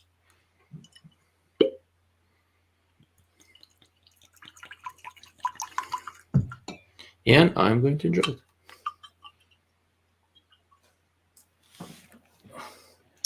All right. So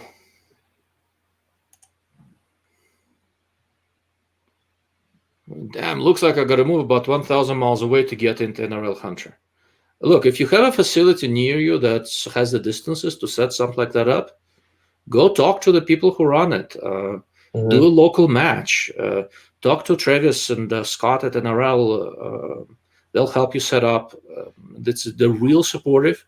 And the idea is, one of the reasons I keep on coming back to how nice of an atmosphere it was, they enjoy having really, top and professional shooters, but fundamentally they want you. They want to grow the sport. And you don't grow the sport because of 20 professional shooters. No. You grow the sport because with everyone else shooting and bringing their kids to shoot, right? It's there is in the Southeast, there is a competition, Guardian shoot. Because they do, I think, 4 or 5. A buddy of mine is director there. Is it Guardian? Yeah, the Guardian has a few in the Southeast. For sure. Yeah. So I've talked to a buddy of mine who's one of the directors, and I kind of like what they're doing. They really support new shooters. They really do this to grow the sport. A lot less focus on the professional points race. Now, without the points race, you will not get the really good guys, right? You want both. You want the good guys, but the base has to be a lot of other people who can look up to the good guys and really get into this.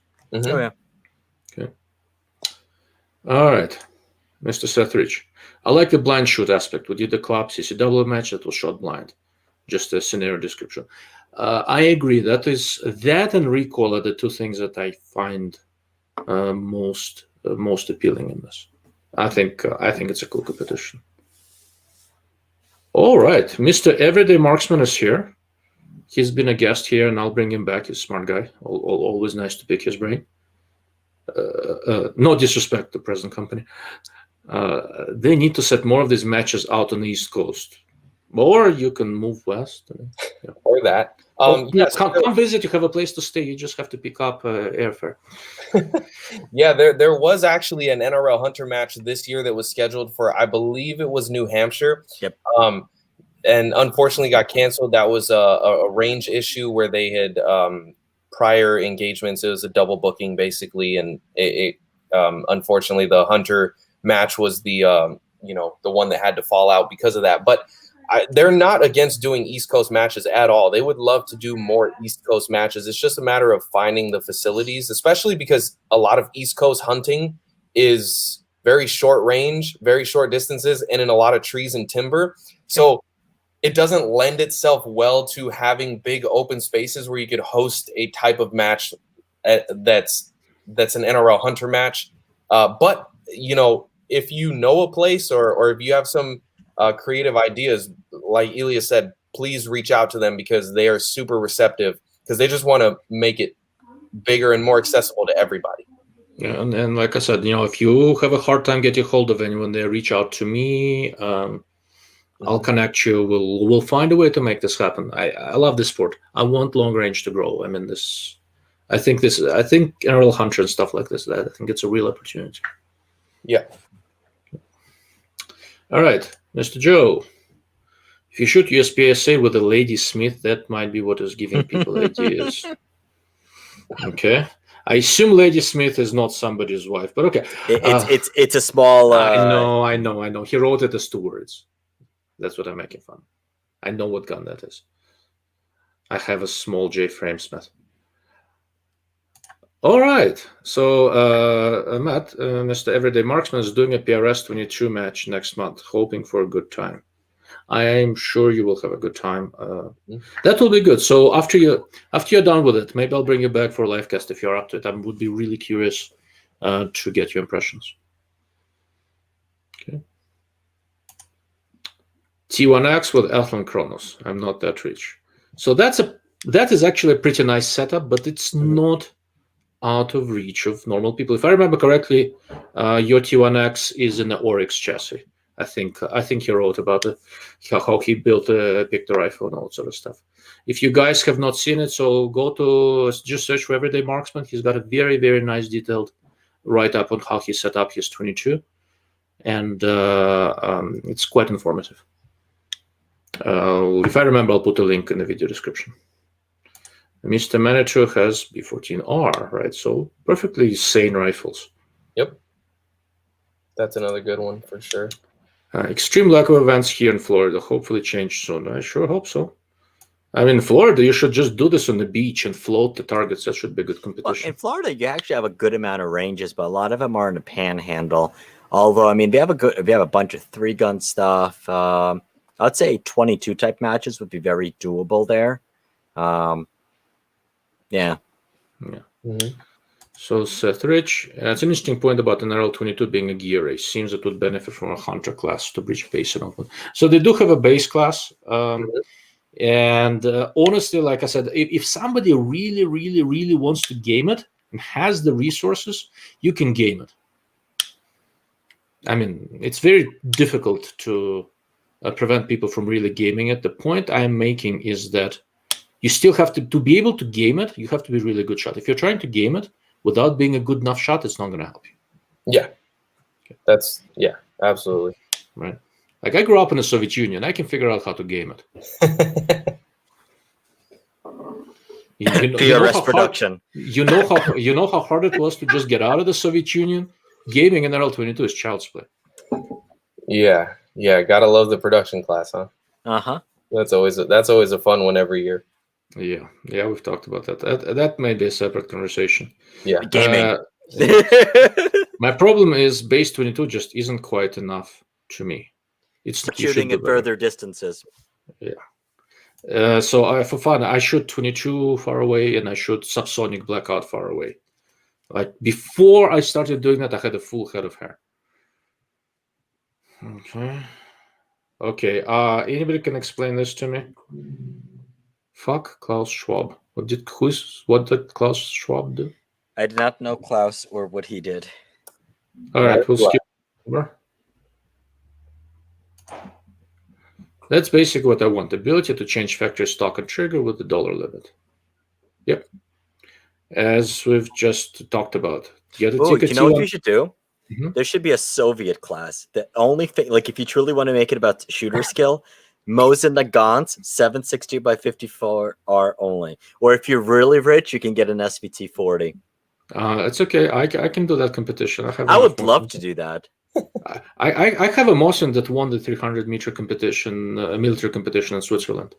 Well, for CMP vintage Garand matches, instead of shooting the Garand, I shot it with a Swedish Mauser. I've shot it with a Swiss K31. I'm sorry, K11. And then also a 1911. Haven't shot it with a Mosin yet, although that would be interesting. So I have a couple of Mosin 2876 match guns. They're stupid accurate. Yeah. Back when I lived in Los Angeles, at that range where Will and I used to shoot, there's a lot of people there with more money than sense. I think I've told the story once for shits and giggles. I set up with a guy next to Accuracy International with a Schmidt on it, and then we went to look at the groups together, and I think he was just about ready to sell his rifle. But that's more an indication that he didn't tell his ass from an elbow. What most people don't realize, like, I mean, back in the 1900s, the Soviet Olympic team shooting biathlon, I mean, they didn't shoot little baby target 22s. They shot Mosins. I know, and when they were racing on the skis, they would just turn around with the barrel back and use the recoil to help them move forward. And take care of the competition. You win an Olympics or two that way, hide the bodies in the snow. They won't be found until late spring. Okay, Mr. Manitou, I've been crazy impressed with my B14R for the money, though likely not that much better than T1X, outside of R700 compatibility. In terms of pure accuracy, probably not. Tikka doesn't. In terms of what you get for the money, Tikka rifles these days are just impressive. But it is a nice gun, and if you have a B14R, I would not sell it to get a Tikka. If you want to get into this on a cheap CZ, many CZs are great. Tikkas seem to be if you're on a budget, slightly more consistent barrels. It's just I'm gonna do an RPR rimfire with a proof pre-fit. That's the man who is complaining about race guns. Okay, I'm sorry, that's still under $1,000. Only if you assume the price that you pay for proof prefit. No, but even the proof prefit is like $600, and the gun is about $400. It's $1,000. And how about the trigger you just got for it? Oh, I guess if there's the trigger, trigger's about $150. Yeah. Timney sent me a trigger for the Ruger Precision Rimfire by accident, and all of this kick-started it. And then I went to I wasn't planning on doing a video on an RPR Rimfire. So I'm gonna interrupt this because we have a lot of comments to go through. So Mr. Slev Guns, purely by accident, received a trigger from somebody, and that was enough for him to build a race gun with a proof barrel. Also, yeah, just like you can't just let a trigger sit around and do nothing. Well, I'm sorry, I'm sure there are plenty of gun guys here who have magazines for guns they don't yet have. Okay, I have a Browning BLR 300 WSM takedown because somebody gave me a box of 300 WSM. Yeah, there you go. So I should not be pointing fingers, really. Everyday Marksman Tikka has been great for me. It's also in an Oryx chassis, usually has a Vortex Strike Eagle, but for the competition, he's doing a Chronos. There you go. Strike Eagle is a perfectly respectable gun for it. Like I said, so I will say, so before going to CompExpo, I did stop by Anarchy Outdoors, and we did a number of videos, and one of them was actually a rimfire one, and I had a chance to play with my first Tikkas, and I was like, wow, this is actually they're pretty nice guns. I am looking forward to getting one. I mean, I haven't had experience with them in the past, but I mean, my first impressions of them, I mean, they seem super smooth. They seem really, really nice. I mean, a couple of stupid nuances, but they seem like great guns. They are. Yeah. I don't know if you deserve them, but they are. And Mr. Manitou agrees that he says basically can't ever go wrong with Tikka. That is probably true. Oh, how interesting. So Mr. Seth Rich used to work for Mike Hughes and patented their new product lines. Okay, I'm thinking the CERT guns. Who is Mike Hughes? What are we talking about? So remember I was giving the story how... I remember the name. I don't know what the company is. So Mike Hughes, he was on Top Shot, and now he basically does a lot of law enforcement type training. One of the things that he has is CERT guns. Well, I'm not going to bust out anyway, even though it looks like a real gun. But basically, it's a great dry fire tool. So it replicates the weight of a fully loaded Glock 17 perfectly. Mm-hmm. Same thing with the trigger, but instead of shooting pew-pew, it has both a red and a green laser. Red laser for the take-up, green laser for the break, and uses as a great training tool. And usually you'll see me running around the house, dry firing and shooting and stuff with that laser. So I'm assuming he made parts for those. Okay. Very cool. All right. So Everyday Marksman. Peacemaker National in West Virginia does a lot of PRS. Yes. I've never seen an NRL event there, though. Politics? Yeah, there is all sorts of bad blood between NRL and PRS. So more from PRS to NRL. I don't think NRL cares, but I could be wrong. I'm not really inside that argument, and I prefer to stay out of it. There is some pressure on match directors when they try to host events from both leagues. Yes, absolutely. And to the best of my knowledge, the guys from PRS basically will try to bring down the fires of hell on you if you have a host in an NRL event. Yes. Something like that. In short, yeah. Unfortunately, that's kind of where we're at right now. I don't have to like it. I've been to an NRL event and I really enjoyed it, and I enjoyed the people. I have no personal opinion on anything related to the actual PRS group, which is what Shannon Kay, I think, owns it, right? Yes. Yeah. Shannon's the owner. Good. Okay, let's see. So Mr. Northwest Guns, who is here, it's Derek. He's out in Montana, and apparently Montana is burning or something. Did I miss something? Yes, we have fires and stuff. Mm-hmm. Okay, I know California is burning, so I generally welcome that every year, but I didn't know about Montana. I don't want Montana to go. Montana doesn't need to burn. What are things that Northeast people don't ever have to deal with for 500, Alex? Long range shooting.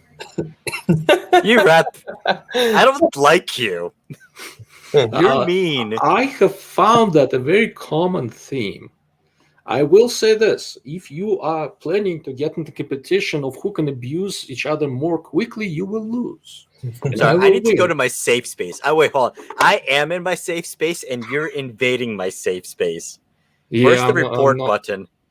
Wait, hold on. I'm gonna go pick up a couple of guns. I'm gonna see how many guns it takes to hold in the hand before YouTube shuts you down. So I'm gonna remove him from the feed before he kills my live cast. Can't trust those damn Slavs. All right, let's see what else we got. I am one of them, so it's okay. Yeah, well, you called your channel Slav Guns, so you deserve it. I did.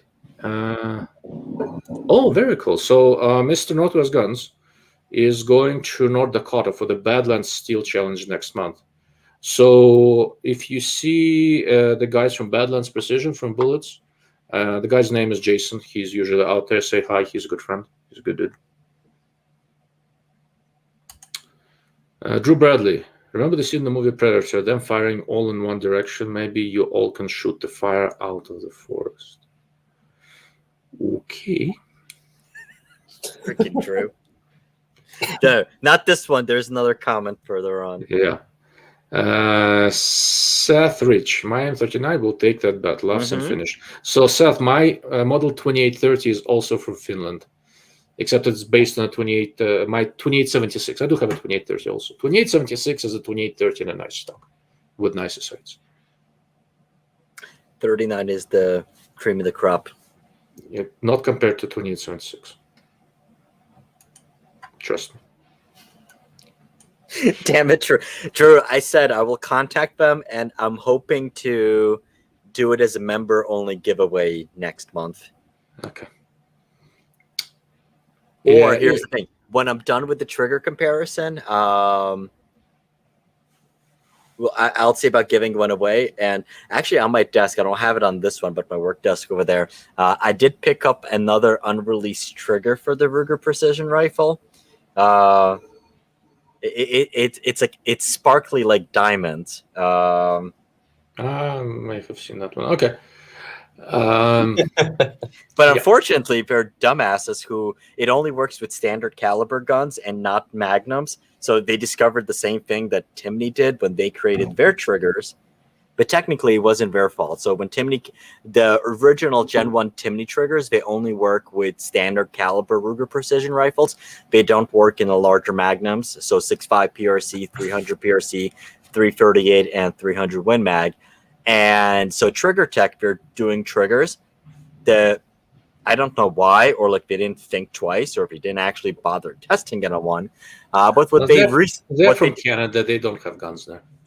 Well, so say they sent a bunch of triggers to a certain accessories company to test, and we're like, yes, this trigger is great, except you do know that it doesn't work in the magnums. So they had to go back and redesign some parts of it, but The one that I have does not work with the magnums, but it works with other stuff. Excellent. All right. So one last comment, and I do want to talk about the Expo. It was a lot of fun. That would be great. So Seth Rich designed this Cert 107. Nice. So Seth, thank you for visiting with us. It is really cool. Right. Let's see. Okay, we got to the end of comments for now. I'm sure there'll be a few more. I'm going to ignore them for a couple of minutes. And let's talk about CompExpo. So, Will, what stood out to you the most? What made an impression? So honestly, what stood out to me the most was all the different shooting disciplines that were there, and especially to have all those championships go on. I mean, that's something that you don't see ever. That's the first time that I've ever been in that, and even heard of something like that, where you have literally shotgun, archery, shoot all the championships that entire week, which was really cool. We saw that. Yeah. Okay. So they got their own recognition at the award ceremony. Very cool. And to be able to be skilled enough to shoot in all the championships for all the disciplines is pretty insane. You don't need to be skilled for that. To shoot well in all of them, you have to be skilled. Yes. Well, yeah. And they all did really well. So that was super impressive. Okay. So how about the Expo itself in terms of vendors, gear, that kind of stuff? The Expo itself, honestly, what stood out to me was the fact that it was open to the public. Normally stuff like this is not, and it's more reserved for either invite only or like media. And so I really like the potential of where it's going, and I really like the open to the public aspect of it, because you can expose yourself to so many different things. Like, Please don't expose yourself in the middle of an expo. That's just not nice. It's Colorado. It's the weeds. It's the weed. Maybe. But we had a lot of fun shooting Voodoo 22s, and that's not the first time that I've shot a Voodoo or a Rimex, but I mean, it's just addicting every time you do it. Yeah. And so to be able to have access to that as a paying customer, like, hey, come and shoot this, super expensive 22 for free. That was super awesome. So that just occurred to me. So, there was a lot of guns set up, and they would give you a few rounds and a magazine to shoot. Centerfire also and all sort of stuff. Mm-hmm. Yep. If we, Mr. Slavguns, if you and I manage to blow up this event a little bit so it's bigger next year, they'll go broke on ammo. Not really. That alone is worth it. Yeah. To make them broke? No, to shoot a lot of ammo. Oh. Yeah, but it's up to the vendors. It's up to the vendors to be able to control it a bit. I would say it's almost kind of like a mini SHOT Show media day. All of those companies that are there, pretty much experienced companies, they know exactly how much per person, and you can calculate it down to how much exposure you're getting per person. So if it's media, on day 3, SIG started limiting a little bit more how many rounds you can shoot. Okay. So they may be, and the SIG got decided this early by the day event 3. I think they got sunburned. So here's the thing, though. Really, if you're talking about as a company who's exhibiting, and it's funny, I talked to 3 other companies who were on the fence about exhibiting at SHOT Show, and were kind of asking my opinion throughout the days that I was there. So granted, I was only there Friday and Saturday, but they're asking me, it's like, hey, do you think we should exhibit here next year? Do you think we would get a good ROI? And I think part of the reason they might have been limiting, and actually people were asking me even on Saturday, it's like, hey, do you have a media badge, or are you just a regular Joe Schmo? Because the letting Will, Ilya, or myself to shoot a gun is more worth to the bottom line of a company than just letting some regular Joe Schmo or even a competitor shoot a gun. And that's fair. And basically, I think there's 1 or 2 vendors. I don't remember exactly who it is. They're like, even on Saturday, I'm like, oh, it's like they saw the media tag. They're like, yeah, shoot as much as you want. Do what you need to do. And like I said, no one really had an issue. And I think most credible media people, they know not to take advantage of people. And it's only kind of like, well, how much do you really need to shoot? Or it's like, do I need to put hundreds of rounds through a gun to see how good a scope is? It's kind of like, to that point, so I'll give you an idea. One of the exhibitors was obviously Vortex, because Thursday, the first day, when we were there for the media day, was the day when they introduced this Vortex front focal plane razor edge DLHT scope that I talked about. I like so much. I've got a couple of videos coming on that. They had it set up on a tripod. They asked me if I want to shoot it. Honestly, I said no, because there's no good reason to use up their ammo. I have 3,000 rounds or so under that scope already. I am going to gain nothing by shooting that scope, and I would enjoy shooting that. That was a nice gun, but it was really no reason. Well, I mean, to kind of go to Will's point, I think as media, it's like what's really cool is, like I said, you get to experience firearms you generally wouldn't be able to get access to as easily in one place. So, I mean, for instance, like for me, it was kind of like, so looking at some of the proof research guns, even though, yes, I can, if I really wanted to, and if I push it, I'm like, I can get proof research to send me some barrels or guns, but it's like I wouldn't be able to get to play with 4 or 5 of them right next to each other. Same thing. We spent a lot of time at the Burris booth. And so, I mean, I got a couple of scopes from Burris, but it's like, if you want to be able to compare generation 2 and 3 side by side, or how this product is, or even if you want to scoot over to a competitor's booth, it's a lot easier to be able to do that when you are at one event. But honestly, for me, I think the biggest reason for going to these, it's building the relationships. And it was like, there's one company that I've been chatting to for a long while. And then like she spotted my name tag. She's like, oh, it's like, I was hoping that I'd see you at one of these events. And it definitely takes your relationship to the next level. Because, I mean, the one thing to keep in mind, especially for a lot of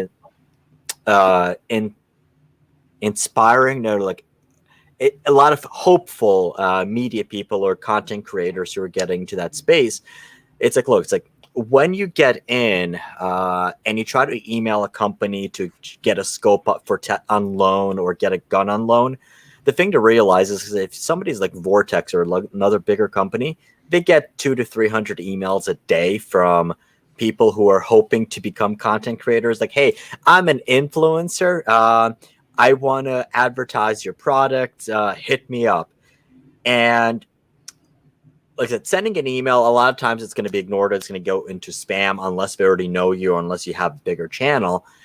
And there are obviously ways to stand out, but the biggest way of standing out is you go to the event, you present yourself in a professional manner, you ask good questions, and when you do follow up with them, they're instantly going to know who you are. And for me, that was one of those keys. And I mean, like, hanging around the sorry to interrupt. Mr. Lee Tintle is coming off. Lee, thank you for joining. Always good to see you here, my friend. Yeah. So, like I said, having hanging around or it's like when people hang around me at SHOT Show with some of the companies that I have really good relationships with, it kind of helps lend credibility, and that's truly the value for me rather than actually going to shoot a gun or whatnot. That's very true. So I'll add my 2 cents real quick, and then we'll have a couple other comments to look at. I will honestly say I've never contacted a company and told them I'm an influencer, I want to advertise your product. I don't think that ever came up. So I'm sort of in a weird spot, right? Within the optics world, I'm sufficiently well known that I'm not going to build new relationships. There are 3 types. They either like working with me, hate the fact that I exist, or tolerate me grudgingly, right? And that's not going to change. The big thing for me was that this freaking thing was outdoors. You know how hard it is to make sense of anything optical indoors or shot? Yep. Here I can go and freaking look, and I can make sense of what I'm seeing, and I can come back from an event like this and tell you with adequate certainty how a particular scope looked during the day. And there's obviously no low light there, right? I've been doing this long enough that in terms of pure optical evaluation, I can spend 10 minutes looking through this thing and I can tell you what's good, what's bad. Half the time I can tell you who designed the optical system. Yep. We had that exercise with Burris. Oh, speaking of Burris, I had some new stuff that I can't talk about, but it's really, really cool and it is coming, and you guys should watch for it. But what new stuff? What are you talking about? I was sworn to secrecy. Yeah, no, I can say there's new stuff. I won't tell you what it is, but it's really, really cool. It's pretty cool stuff. I will say that. Cool. But anyhow, that for me is a big deal. When I was going there, I didn't think it would make such a big difference that it is outdoors. Yeah. never occurred to me when I got there and I started looking through the optics. I got a nice look at Leopold's PR1, PR2 reticles. We looked at all the burst stuff that existing, and the new Vortex. Night Force was there. What are these guys who think they're the best? Maven. Yeah, Maven. they think they're the greatest things in sliced bread. Perfectly respectable scopes, but there is no scope in the universe that's as good as they think their scopes are. It's being outdoors. You get a such much better feel of this stuff. Yep. Being able to shoot a gun, set up behind it, look through the optic, get a feel for the gun. You get a so much better feel than anything you can get in a trade show. Right? Yeah, well, but Will, then you're that's nodding. also You with me? Yeah, no, I think that's a super accurate assessment, right? It's the old, I went to Cabela's and looked through these new Swirl binos inside and they looked great. But these, $300 Vortex binos look just as good. Well, yeah, because you were inside of Cabela's and you can't tell anything about the trash can 50 feet away. I mean, to be outside. And that was another thing too, is you and I both saw that PR2 reticle, and that was the first time that I had seen it in person. But to be able to see it, it was mounted on a rifle, and the rifle was in a tripod, and you could point it at a hillside that had targets on it. Exactly. And so it by the way, it's a nice reticle. I like it. Yeah, and so that's what I was going to say, is that opportunity to do that, first of all, is few and far between without borrowing somebody's rifle. But to do that, I already know that the PR2 is a nice reticle after seeing it in person. So now I know if anybody asks me, hey, what do you think about that PR2? Oh, I've seen it, and it looks nice in person. Yeah, exactly. It is. Yeah. It makes a big difference. And I was looking at it. Are there any large outdoor events like this that are happening? Of course. What else is out there?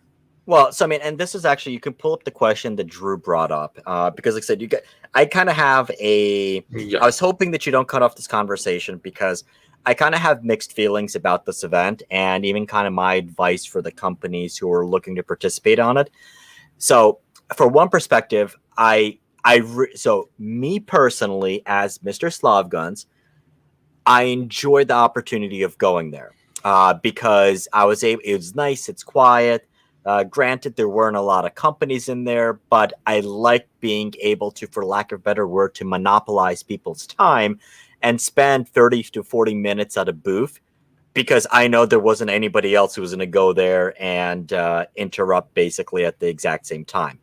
From a company's perspective, I think it was an utter failure, because you're spending the money, and granted, they didn't charge that much money, but your booth costs were kind of close to similar to what other industry events would cost, but not close to SHOT Show. But here's the thing, though. So SHOT Show prices have come down quite a bit. Okay, that I didn't know. So here's the thing. I mean, we're kind of comparing it to a lot of these other shows. Like I said, right now, I don't fit. And like I said, and I tried talking to a couple of people, and I don't know how it was on Saturday or Sunday. But based on talking to companies who were on Friday and Saturday, Thursday and Friday. It was there Thursday and Friday. They weren't too happy, because it was quite slow, and for a good amount of time, it was like there's some media people who showed up early on Thursday, and then that was basically they're kind of there sitting and twiddling their thumbs. And it's like I said, you're paying for it, and it's like, okay, well, how much more exposure there? And I think I think the show has a crap ton of potential, and I love it because it brings everyone together. But I think they honestly did a bad job advertising it to the media. I think there was completely lack of organization. So, for example, we submitted our information to get media credentials, and I never got anything from them. And I had to chase down the organizers who said, yeah, you're okay, but you didn't hear anything else beyond that. And part of it is because I think the people who are doing it, they're too involved, and there wasn't enough staff dedicated to just dealing with the media people, which in turn is what drives an expo and drives an event like SHOT Show or other industry events such as that. Now, as far as the consumers, so if you go to a lot of the, like in USPSA, if you go to a nationals match or like even an area or regional match, you will have other vendors there who are there trying to sell to the competitors. And that might have been okay, but it still probably wouldn't cover the cost, because it's not even just the $1,200-1,300 for the cost of a booth. It's about flying your people there, covering their expenses, the ammo cost, and all that stuff. So it's like you got to be able to recover that. Now with media, because let's say, for example, if I create a video, which I did on the Vortex, I mean, that's essentially worth a couple $1,000s worth of media that was created by one content creator. But if you're going there, let's say if you have 10 or 15 videos that are created about your product, about the event, it's worth it. If you have 100 people who can go there to shoot up your ammo to potentially buy one gun later on, well, is it worth it as much? No, probably not. So I do think more emphasis should have been spent on promoting that event to media and getting more media there. Now, I do also see it as a huge opportunity for the following years where you're combining everything, as long as you dedicate resources to actually growing and getting more people out there. Do I see it as large as SHOT Show? No, definitely not. They don't have the capacity. I mean, SHOT Show, you have right around 80 to 85,000 people there, of which about 10 to 15,000 are media, and the others are actual buyers who they wouldn't buy just one gun. They're buying hundreds, if not thousands of firearms. I mean, those are the major shows. The closest one you can kind of equate this to would, I would say, NRA annual meeting show, where it is open to the public, and yes, you can play with it. You can't actually shoot it, but it's there. There are also some events, some marketing media type events, which like machine gun shoots, things like that, where you do have vendors that do show up, and people can go in there. And the one that's coming up is the Precision Rifle Expo. So they've been doing it for 3 years now. So that's coming up October 30th and 31st. There was also TriggerCon, which is like a West Coast, like I think in Seattle or Vancouver, and that's open there. And what I can say is that probably outside of Precision Rifle Expo, I think this was the worst organization that I've seen as it relates to being focused on promoting the event, to getting more media and getting other people there. Because like I said, to a company, getting exposure is the biggest value there. And I don't think enough was created for this year. That's fair. So hopefully that answers that question. But I mean, like, that's kind of like my thought. I'm really excited about the event, but I think it was from a marketing perspective, I think it was an epic failure. And once again, the biggest thing we talked about, is like, well, it's in Grand Junction. It's not in Orlando. It's not in Vegas. It is a royal pain in the ass to get to. And if you're going to keep it there, the facilities are amazing. That's why they can hold the 4 events there. I think there's I haven't seen any other facilities in the United States that can hold so much. I mean, we got the tour. It was jaw-dropping. It was amazing, and I would love to go shoot and even be in that area. But the infrastructure in that area can't withstand it being a bigger event, because, I mean, even with CompExpo being there, there's only a certain amount of hotels. There's only a certain amount of flights. If there's more than a couple, like I said, I would estimate there might have been less than 2,000 attendees or something like that. If you're going to have anything more than 5,000, your flights would be thousands of dollars, and hotel rooms were already stupid expensive enough to begin with. They wouldn't have the infrastructure for that. They would have to find issues with parking, things like that. So even looking at like SHOT Show Media Day, even though there are ranges in Las Vegas, so SHOT Show Media Day, SHOT Show runs for the week. It starts generally on a Tuesday and goes through Friday, and then you have Media Day, which is on a Monday. And Media Day is held, even though there's tons of ranges in Vegas, Media Day is held in Boulder City, because it's the only range that is capable of holding close to 1,000 people or more. And here's the thing. They completely discourage you from driving, and they shuttle people in on buses from Las Vegas. It takes about 45 minutes to an hour to get to the range. So it's like... Yeah, don't start in those shuttles. They screwed me last year. So hopefully that answers that question. I mean, that's it kind of does. like my thoughts on it. So I generally agree with you. Organizationally, this is for a first event of this type. I've seen worse. I'll be honest with you. Lunch was good though. Thank you, Burris, for lunch. I've seen a lot worse. They can do better organization. They can do better for the media. I'm not looking for this event to become the size of SHOT Show, something like that. I am really looking forward to having an event that really focuses on precision shooting and stuff like that. That's out west.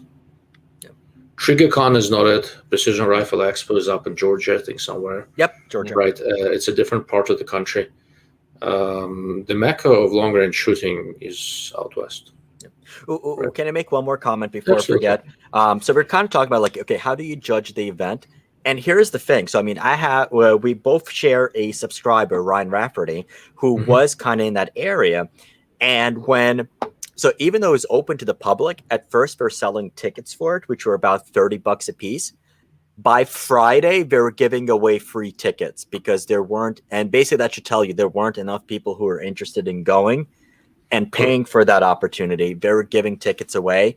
And that's when I got messages like, oh, it's like, I wish they said that sooner. So I think if they did open it earlier, it would have been good, but I don't think they advertised the event well enough. They didn't advertise. So you missed out the first part of the conversation. We kind of covered it, and I would have liked it to be a different kind of shooting competition to get in more people who want to shoot like NRL 22 or something like that. Yeah.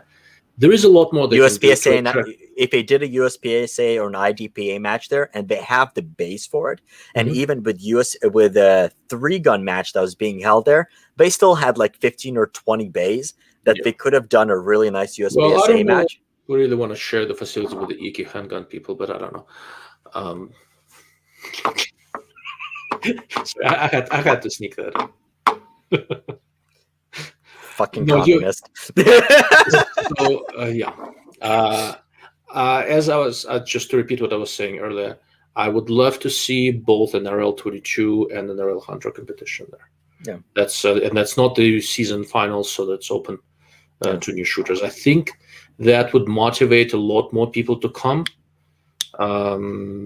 Charge some nominal fees for the match. Yeah. If you don't shoot a match, pay some small fee to get in and see that. I mean, here's the thing, though. It's like, and this is how you know how, like, I mean, Travis is like organizing. I mean, he's focused on NRL Hunter.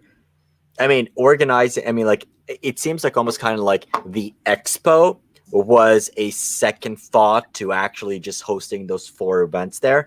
And I think the priority, if you try to want to make it and you grow it, your focus is not on the match. Your focus should be on basically promoting the event, because even if you promoted it to within 4 hours of Grand Junction, I mean, you would have thousands of people. Like, look, if you tell somebody, hey, you can go to this world-class range, you can check out and you can play with these guns, you can experience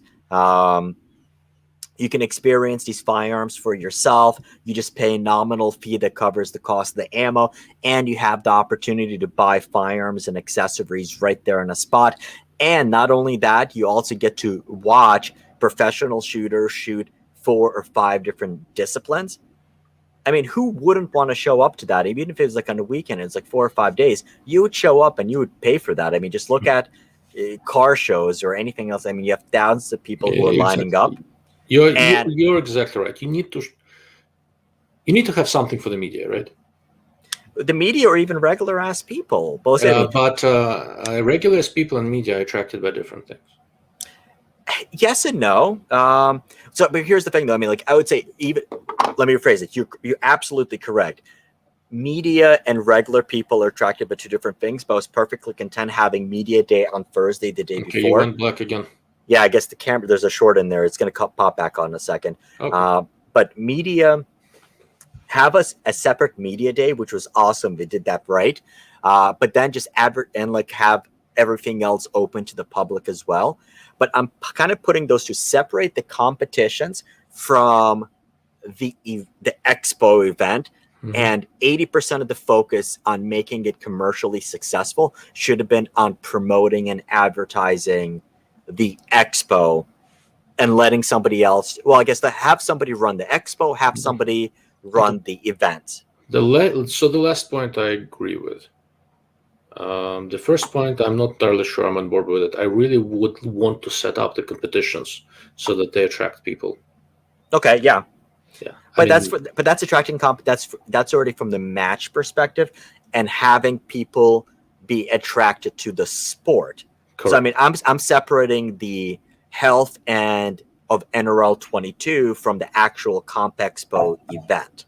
Mhm. And I think those two are two distinct separate things. And where you have a challenge is that you have the same person who's organizing the event that's also needs the NRL Hunter and all of the other stuff to work as well. Okay. But lots of potential. Yeah, And I'll agree be with that. glad to help with that in the future. Well, I'll talk to Travis and we'll see where we go for next year's event, how they organize it. But if I knew about it sooner, yeah, we could have done more to promote well, it. I mean, here's the thing, though. If I knew about it sooner, there's at least 3 or 4 companies that I deal with myself that were like, oh, well, I wish we knew about it earlier. We would absolutely love to go there and demonstrate and buy a booth, because to them, 11 or $1,200 wouldn't, like, for a booth isn't a big deal. And it was a good opportunity. But like I said, we just didn't know about it. And same thing for media. I mean, like we found out about it very late, and you learned about it for me. Exactly. Okay, so let's close up with a couple of things. We're at 2 hours. I don't want to carry it too long. So, Mr. Seth Rich, did you yell at Leopold to get better basic tree eliminated reticles? Because someone needs to. I yell at Leopold behind the scenes, but they've heard everything I have to say about it, and including the language I'm not quite willing to say out on the YouTube show. So going back to the expo and the exhibitors, I just want to do kind of a quick run through of the exhibitors, because they deserve to be mentioned for taking a risk on a new event like that. Proof Research, kick-ass barrels, had nice rifles, let us shoot them. I want more than one. Next to Proof, there was Night Force. Nice scopes, and I don't think these guys who were there in the booth knew me, because I did not get shot. That was good. That was surprising. Yeah, well, I had witnesses. I did not want to go there alone. You skipped the people at the end that were next to them. No, I'm getting to them next. So okay, fine. Burris and Steiner had a comparatively larger booth. You could shoot a lot of stuff. They have new thermal that I really ignored earlier, but it actually looked very respectable, especially for the money. When I looked at it there, so I'm gonna get my hands on the thermal clip-on and a monocular and do a review. Probably gonna go shoot some pigs with it toward late September if they can get it to me quickly enough. I picked up a new Steiner P4XI that is here somewhere with that new reticle. What the hell did I do with it? It used to be here. I don't know. It's here somewhere. It is actually quite nice, and I like the reticle. Illumination is quite bright, and not quite as bright as a fiber dot, but it is bright. New cool things coming from Burris, so stay tuned on that. So who was there going down? So there was Burris, Steiner, Proof, Night Force. Sig. The next one next to him was Sig. Sig was there, so they had a new Sierra 6 BDX that actually worked. And it worked pretty nicely. I enjoyed it. It was a nice gun to shoot, and they had the cross rifle. It was my first time shooting the cross rifle, which a lot of people asked me to review since I shoot the fix, and there was some of the similar DNA. Cross is a good gun. Seemed like a good gun, so I'm probably gonna get my hands on one soon enough. Okay, I assume that's Sierra 6 BDX, right? Yep. Which model is that? That is the one that they had out there, which is the 5-25, 5-30, 5-30. 5-30. So that's a large one. They had a smaller one there, 3-8 that I kind of like. That's an interesting idea. Advertised like a monster truck show. I wouldn't know how those advertised. But anyhow, what was next? You're really spot on. Next to them was Viking Armament. Yes. And who shared the booth right next to them? Who was next to Viking? Voodoo. Vortex. Vortex. You're right. It was Vortex. Okay, so Viking Armament. I knew nothing about this company. Nature turned out that Will has an XLR chassis that they modified for him. I like their guns. They have some stupid lightweight hunting guns. Seriously considering one, but like I said, I consider a lot of stuff, and for guns I actually have to pay, so that's a bummer. Total turnoff. Viking had nice guns. They shot well, and they are, for what they are, they're stupid light. I was really impressed. Next to Viking was Vortex. We already talked about Vortex. They had all the usual stuff. The big star of the show was the HDL-HT, the new front focal plate, 4.5 to 22 by 50. And I got a video on that I published on Monday. So Mr. Slev Guns has a video he shot right there at the show with it. You guys should watch it. I still think that scope kicks ass. Oh, it's awesome. It was really, really nice scope. Yeah, the Will was the only one who didn't like it. And moving on down, there was Voodoo. Of all the shooting booths, I arguably spent the most time with Voodoo, wasting their ammo and pointing out. Granted, it's only 22. Yeah, it's okay. I think I got them on volume. Oh wait, we talked about proof research. Okay, never mind. Because I'm like, that's whose ammo I shot the most. One of the Voodoo rifles, there was in one of these foundation stocks, these fairly heavy stocks made out of micarta. Yes. That was new to me. I think Will has got experience with it. That thing was stupid comfortable. I like micarta scales on a lot of my knives, so it has a nice feel. I was really, really impressed. So if I build myself a Voodoo, that I would seriously consider that stock. There is something about the shock absorption and the feel of micarta that really appeals to me. I talked to the guys at Voodoo briefly. They were, we naturally discussion went to optics and what is a good rimfire scope. How should rimfire scopes be different from other scopes? So I'm thinking maybe I should do a video on that. I'll talk to them if they want to play. Maybe I'll do a video with that. But rimfire optics, this is fundamentally an optics channel, right? So rimfire optics are an interesting thing. And I think, there are a few of these market niches that are not well supported. One of them has been the lightweight front focal plane scopes, and this new Vortex design kind of hits right at that. Another niche that I'm surprised I haven't seen addressed more is precision rimfire scopes, because there are certain things you can do with these kind of designs that specifically play to rimfire, and you can get some really nice stuff for comparatively not a lot of money, and you can make it look better than the price would suggest. So I think that's worth a video. Was there anything else past Voodoo, guys? Yes, there was the machine gun rental place. Correct, yes. So I did not do machine guns. I know it's un-American, but full auto just does not appeal to me. I know it's a sound of freedom and all that stuff, but that just... I'm bored of full auto. I don't think they let media shoot it for free. They're basically... So here's the thing. I think that company, for them, it would have been, unless they got that spot for free.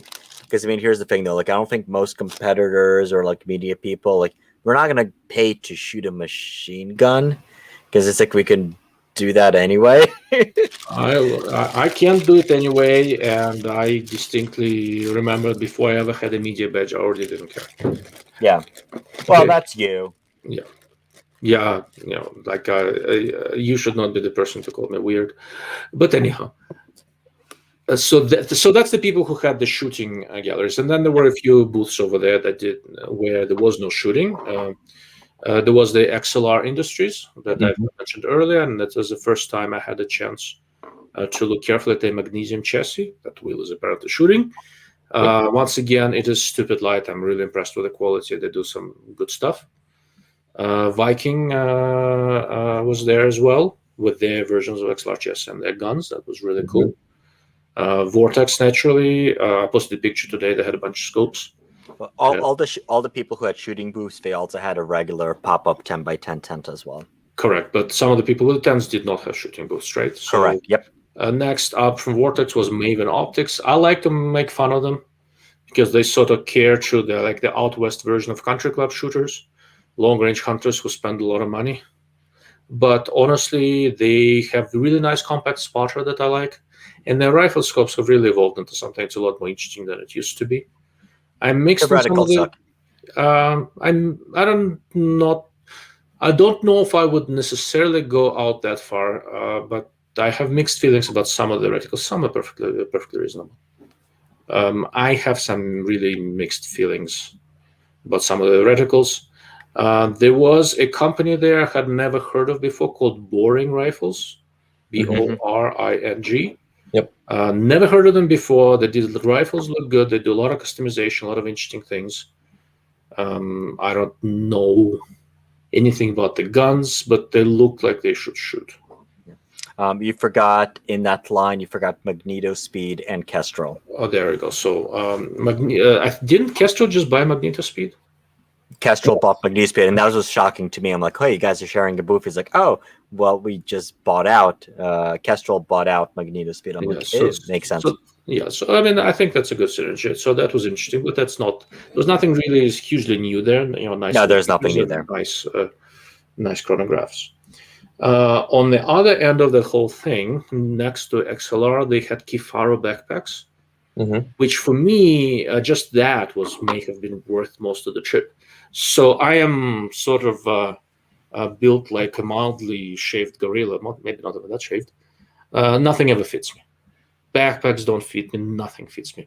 Everything I ever get looks and feels awkward and creates blisters in all sorts of unusual places.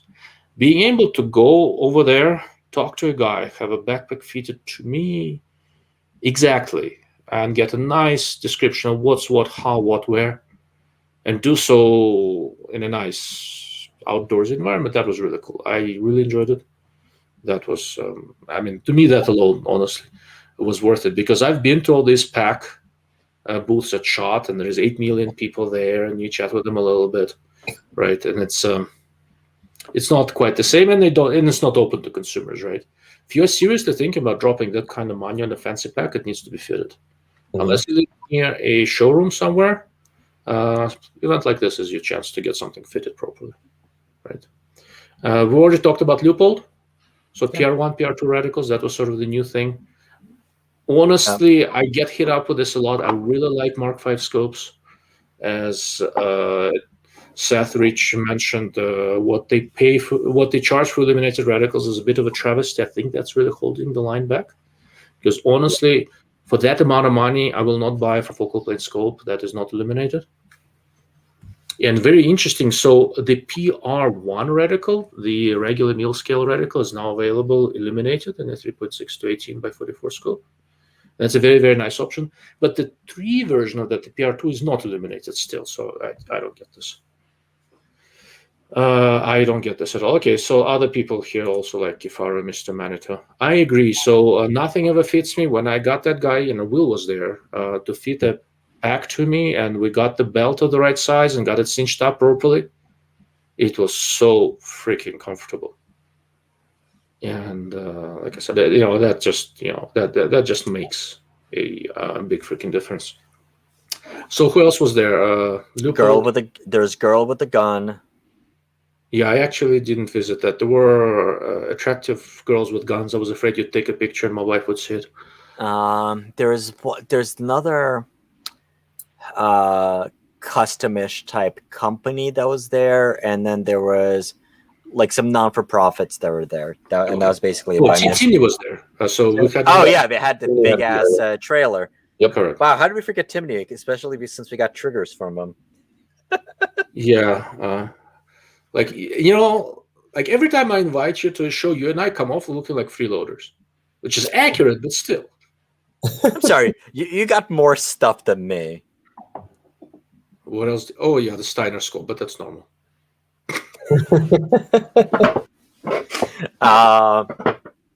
Yeah. Look, okay, this is gonna sound even worse, but honestly, we work for that stuff though. That's the thing though. It's not free. You were there. Every time I go and visit these guys, I provide some unsolicited but also free consulting that usually does something good. You didn't provide anything for Timney though. No, that's what you were there for. Yeah. I was just basking in your shadow. Yes. So. Yeah. No, actually, they had an awesome trailer. That was it was really cool. They had air conditioning. Yes. Did you go back for the Sunday? No, I can't eat that stuff. Okay. I weigh like a metric ton. If I get any fatter, my wife will divorce me. Well, actually, so I was gonna say what I love at Timney. I fell in love with that Daniel Horner 3-gun trigger, that AR-15 trigger. So they had Real. two, yeah, like I said, they had two new, I think new, two-stage AR-15 triggers. Mm-hmm. The Daniel Horner is amazingly light, a little bit too light for me on a general purpose AR. But straight shoot, right? And the other one they had was slightly heavier, super crisp. Yeah. That kicked ass. Yep. I'm seriously thinking about putting that in a couple of yards I have. I'm building a 6 arc. Maybe that would be a good candidate, actually. That would. Yeah. But I mean, that was really good. Have you had a chance to try those, Will? No, I haven't actually. I didn't get over to the Timney trailer, unfortunately. Okay, where was I? I was snoozing. My apologies. Yeah, the Daniel Horner trigger, like you guys both have better feel for triggers than I do. It's a lighter trigger. It was amazing. You would have. Yeah, it was really... by far the nicest AR trigger I've played with, and I've pretty much played with most of them. Like I said, the one exception is kind of because it's not really. I mean, it's an AR trigger, but it's completely different, which is the jarred set trigger. So it's basically it's a 3.5 to 4 pound regular single stage trigger, but if you push it forward, it's a set trigger, and that mine breaks at 7 ounces. So in that perspective, it's like it's very tough to. 7 ounces of trigger can break with a hard stare. Yeah. Sometimes it does go off by itself, but that's a new thing they developed. Yeah, so I don't have very good feel in my hands. I cannot do triggers quite that light. Yeah. No, it's actually funny. So I mean, I installed a in my Ruger American that we pretty much changed almost everything on it now. I did install the Timney trigger on it and went out to the range, and so I mean, like I installed it. I'm like, it was nice and clean. I even adjusted it down, but I'm like, damn, this thing is like still feels heavy. It's like I'm like it still feels a little bit heavy. So I take out my trigger gauge to measure it. Guess what it weighed out at? Probably a pound. 1 pound 2 ounces, and it was still like it feels heavy as a brick to me for a precision style trigger. You know, you need to lift weights more. Probably, or I need to do that and start losing feeling in my hands. Pretty much, yeah. No love for TTAR triggers. Who's so, TT? first of all, Trigger I'd like to address Drew Bradley's comment. I think he just said that I'm not strong or fit. We should talk about that someday. He doesn't know what I do for fun. Other than this, no love for the TT AR triggers. I think it's amazing. It is. I have a couple of trigger track triggers, and they're really good. Those Timneys we saw will give it a run for the money any day. Yeah. I don't know if it's better, but it's not worse. I'm trying to recall specifically the trigger tech in the AR. Like I said, I've played with a bunch of trigger techs. I mean, they kind of feel a slightly bit metallic-y as you're breaking them. That Timney 3-gun Danny Horner, it didn't have any. It just felt like a nice solid click. The only thing I'll probably say is the reset, even though super duper short reset, it wasn't as positive of a reset that I would like, but basically you can battle it by making the trigger a little bit heavier, and it would give you a little bit more, but it's definitely by far the nicest AR trigger. Otherwise, generally what I run, and I think is a really good value, is I have the Ruger Elite 452 triggers that I then replace the springs with the Caw Valley Precision Kit. So it gives it a fairly nice, right around 1.5 to 2 pounds. Super duper nice, still a very positive reset. So I think, I don't know if I should fess up to it, but on non-precision ARs, general purpose ARs, and some of them I shoot quite far away, I run triggers in a 3 to 4 pound range. Yeah, like I said, and the SSAE is like one of those, I mean, I think it was the trigger is like the gateway drug. It got you into it, and I think it was a very nice trigger, especially if you replace the springs. I really like the Geisleys, but then kind of like I got the Geisley 3-gun. It just kind of like wasn't my thing. I have it actually sitting outside of a gun. But I think over the last couple of years, I mean, we had so many new triggers come out for the precision. I just want to freeze this moment. I got the Geisley 3-gun trigger. It's not my thing. It's cool, but I think it's overpriced for the money. I mean, that's ultimately what it's going to come down to. Yeah, okay, that's a fair point. I just noticed I had an optics question that I glossed over on the LHT. How do the turrets compare to the PST Gen 2? So the feel of the turrets is actually not as nice. It's a different type of turret. It's a locking turret. It has widely spaced clicks. They are quiet. They are tactile, though. And Yeah. they're very widely spaced. It's a field turret. It's a little bit different, right? Everything on that gun is quiet because a big part of it is hunting. You can't have anything audible, clicks going all over the place, none of that nonsense. Nice zero stop, very tactile clicks. It's not a tangent data. Whether I would consider upgrading to it from a 3 to 15 PST, well, you just answered your own question. If you really need the wide field of view on 3 power, it's not worth the upgrade. But would I take it, for example, would I upgrade to it from the 5 to 25 PST Gen 2? Although it's slightly less magnification top end, yes, absolutely. If you're okay with the field of view, it's a definite step up from PST. Okay. Does that sound reasonable, gentlemen? It does. Okay. Very But good. I think really what you're paying for with that scope, it's good enough everything, except the image. You're paying for the image quality and that magnification range, and the weight and the push button illumination. You're paying for image quality, reliable tracking at that weight with the front focal plane, right? Yeah. If you do not need the lightweight, you can. I don't know if you can do better for the money, but you can get more field of view. There is competition. If you need that lightweight with a front focal plane scope that tracks and looks good, this is it, really. Can you think of anything else that really runs up against it in that way? No, honestly, because the other scopes size-wise that I like that are even remotely close to that are like the Mark V, but it's only a 3.5 to 18 by 44. So you lose out on magnification, you lose out on a little bit of objective.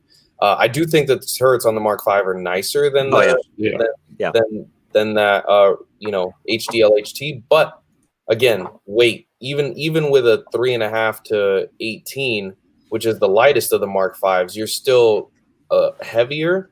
But about 5 ounces approximately, 4.5, 5 ounces. Yeah, but you're losing out on magnification now. You're losing out on magnification a little bit. And it's also, to get a comparable Mark V, you have to go for reticle illumination. Yes, that means that you're paying, let's say PR1 illuminated is 2300. Yep. If you want 3-type reticle in the Leopold, you have to get the Horus Tremor 3. There is no illuminated conventional 3 reticle in the Mark V.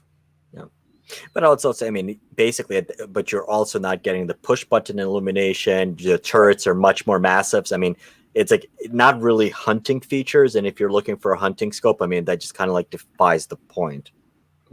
That's fair. Okay. So apparently Leopold's prices for illumination have spread around the world. Manitou, the 500 extra for illumination is also insulting. Yeah.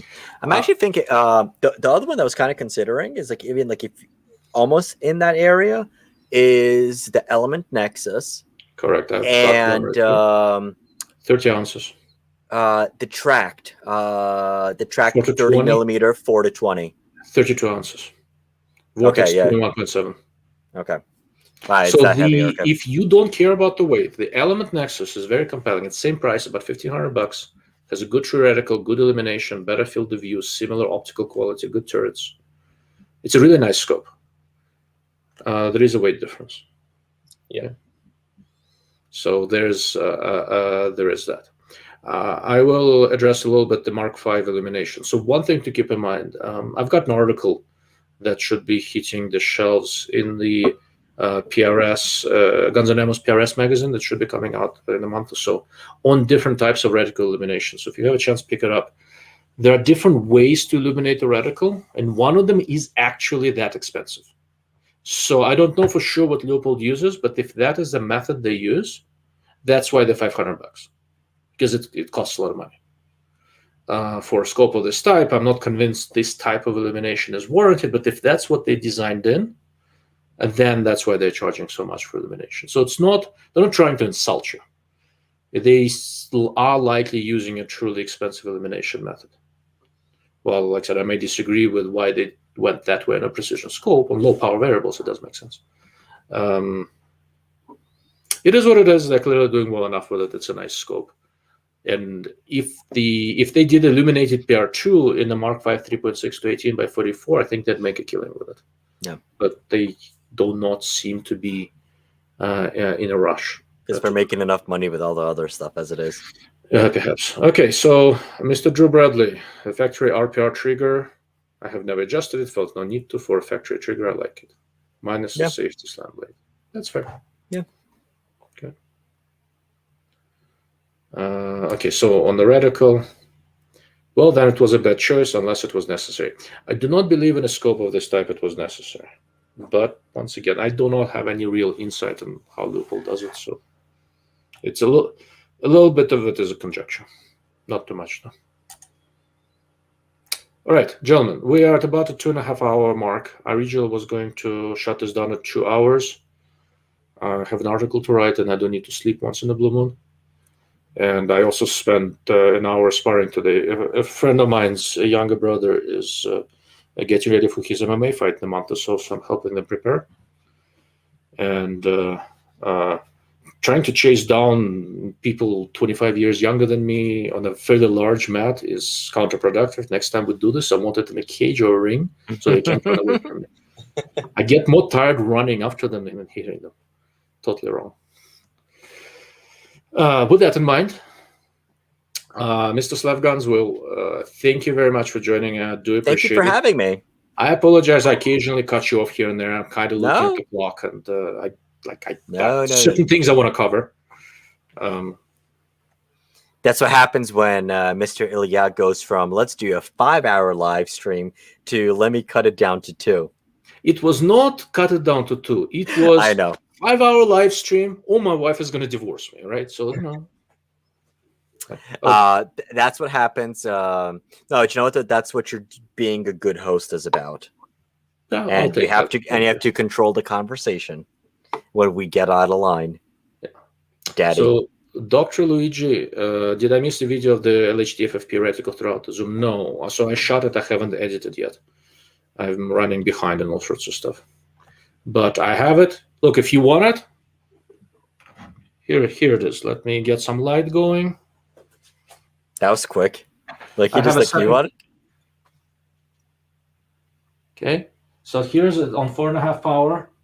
Make yourself bigger. Make yourself bigger on the entire screen instead of. Oh, that's a good point. Hold on. There we go. So this is 4.5 power, no illumination. Okay, and I'm just gonna start going up. So we are now on about that's 10 power. Okay.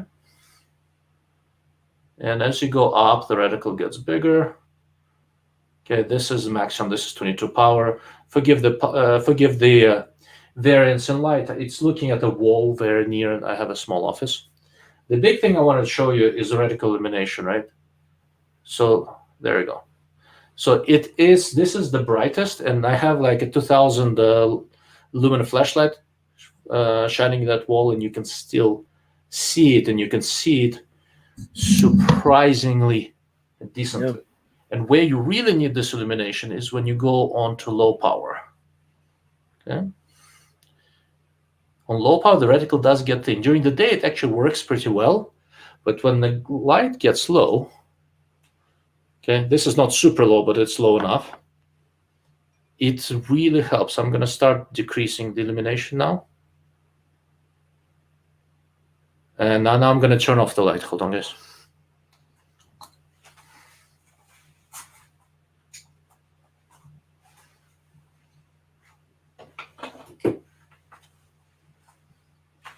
Okay. Now the scope can't see anything. And I'm right. So if it's pitch black and you can't see the target, you can't see anything, you will see this nice floating cross. Okay. Yeah. If I turn the thing off, a fairly nice camera, it's sufficiently dark right now, fairly nice camera, can't see shit.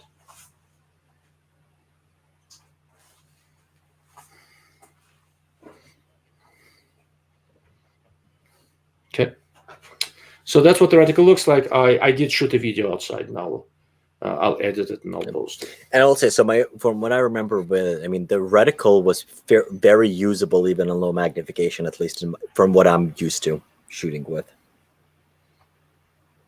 It's You have yourself on big. I do. You're talking over. Yep, there you go. It's okay. I'm used to talking over people. That's perfectly normal. Okay. Drew, what are you thanking me for? For being you. Just wonderful you. I spent 2 nights with this man. Or 1 night. No, 1 night, excuse me. 1 night.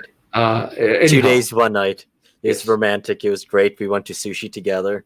Although Will decided to butt in. Yeah, third wheel. Third wheel. You know. Yep. Here's the third wheel. Okay, that is actually funny. All right, Dr. Luigi. I can see what you mean in your other live stream about being a T rather than a cross. Yes, so that is one of the comparatively few complaints I have about this reticle. I would have probably preferred it if they made the illumination like a symmetric cross, because I don't need that line to go that far down. Now, it doesn't get in the way, and I did a lot of offhand shooting with it, and it's very natural to aim with this as it is illuminated. But symmetric cross probably would have been better. And let's see, Seth, how's the low light capability between LHT and Mark V? I agree they're closest in size application, but much different feature set. Honestly, I don't know. It should be. So Mark V optically is I don't think, no. So the small one is not a better scope. Mark V doesn't have a 50mm scope, so it's not really an apples to apples. Yeah. I spent quite a lot of time. So one of the ranges where I shoot allows shooting at night, and I spend a good amount of time there in pretty low light conditions looking at stuff and shooting in low light conditions. I think for the money, LHT is very good. That means it should be broadly comparable to the small Mark V, maybe marginally better. So I mean, I haven't shot with the LHT, but I've looked at the Razor versus my Mark V HD, which is the 5-25. Consistently, when I go to the range, I know the last scope that I can shoot and still see targets with is the Mark V. And looking at those, so after the Vortex, I did go to the Loophole booth. I do think you're probably going to get a little bit more out of the Mark V than you are with the LHT. Correct, but Mark V is a 44mm objective. Correct, yeah. 50, which will compensate for it. That's why I said that, because Mark V does not have a 50mm scope. Yeah. It's difficult for me to make a direct comparison. Razor Gen 2 compared to the 7-35 Mark V is optically a better scope. Right, also more expensive. Mm-hmm. Yeah, that's the thing. Yeah, correct. I mean, here's the thing, though. I mean, is it really enough to make a difference for somebody? I think at that point we were kind of really splitting hairs. You can pick up Razor Gen 2 easily for $1,650. Illuminated Mark V 5-25 or 7-35 will cost you $2,700. Yeah, there you go. That's actually a big difference. But look, all that, Mark V is a good scope. They do not have a model that is directly competitive price-wise with this new Razor. That's just it.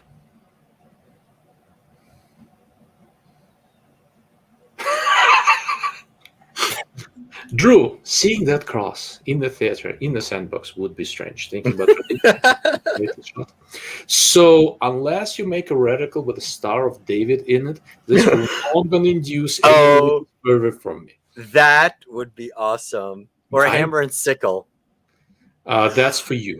Ooh! We need a scope where basically right on top of the crosshair, you have a hammer that's like it's about to smite down on somebody. Make it happen. No. Yes? Pretty please? I'm going to contact one of the Chinese companies. And give them that idea. Look, there are some of them that if you order 10, they'll make you anything. A long time ago when I was, before Millet was purchased by Bushnell, so one of the guys, unfortunately he passed away, he was an interesting guy, Steve. I think he had one prototype scope where the reticle looked like essentially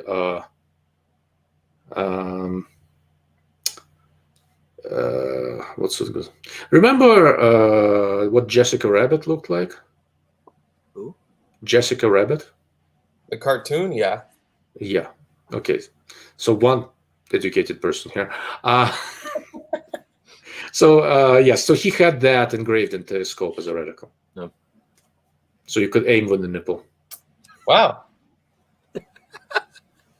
Well, I was trying to not yeah. flat out come out and say it. Yep. Yeah. Okay. What is this? There's UR Optics Company. What is that? There's your optics company. Oh, Optics think Company about, with that reticle. Okay. Yeah. Turn on illumination. Illuminated nipples. Yeah. So to turn on illumination, Jessica Rabbit rubbing up on the crosshair reticle. Okay. Or think lower and having like instead of a center dot open, Get your mind out of the gutter. You're about like your wife's about to give birth. It's a third. Oh, that's a fair point.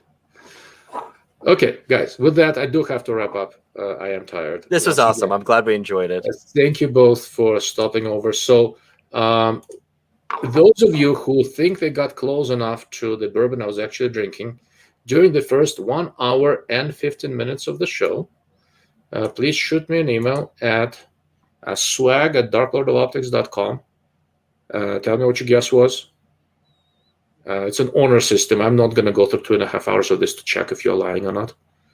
And send me address. And if you're within the lower 48 states, I'll send you a t-shirt. And if you take that email and you submit it to some porn site, and send me a screenshot that you did that, I will send you some Slavgun stickers. Yeah, good. And if you don't forget to send me your address if you do that. We're going to have a conversation.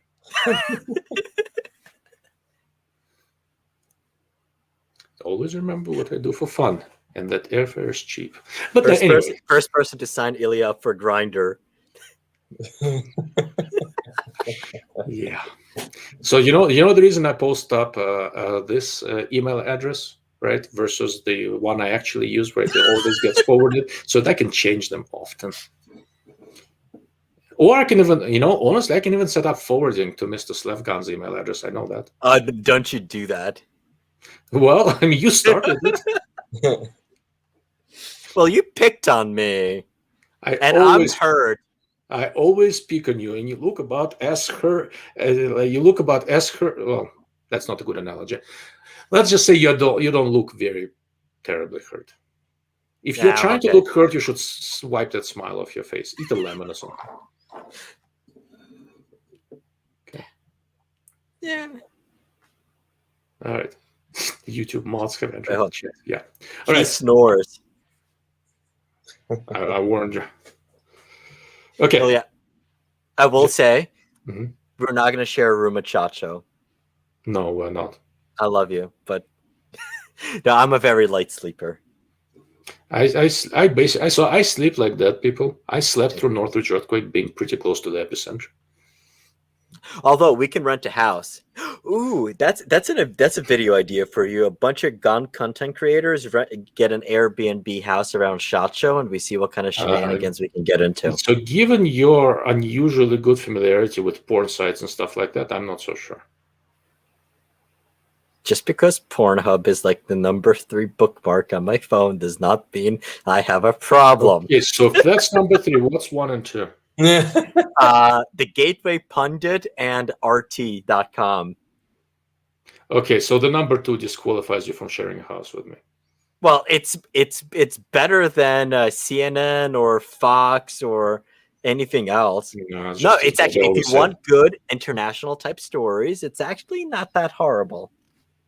Yeah. We'll have to disagree on that, but that's okay. All right, guys. Good night. Good night, everybody. Thank you, all of you who stuck around for 2 hours and 38 minutes. I do appreciate it. And if you have specific topics you want me to cover in the next live cast, post it in the comments, and I'll see what I can do. Good night.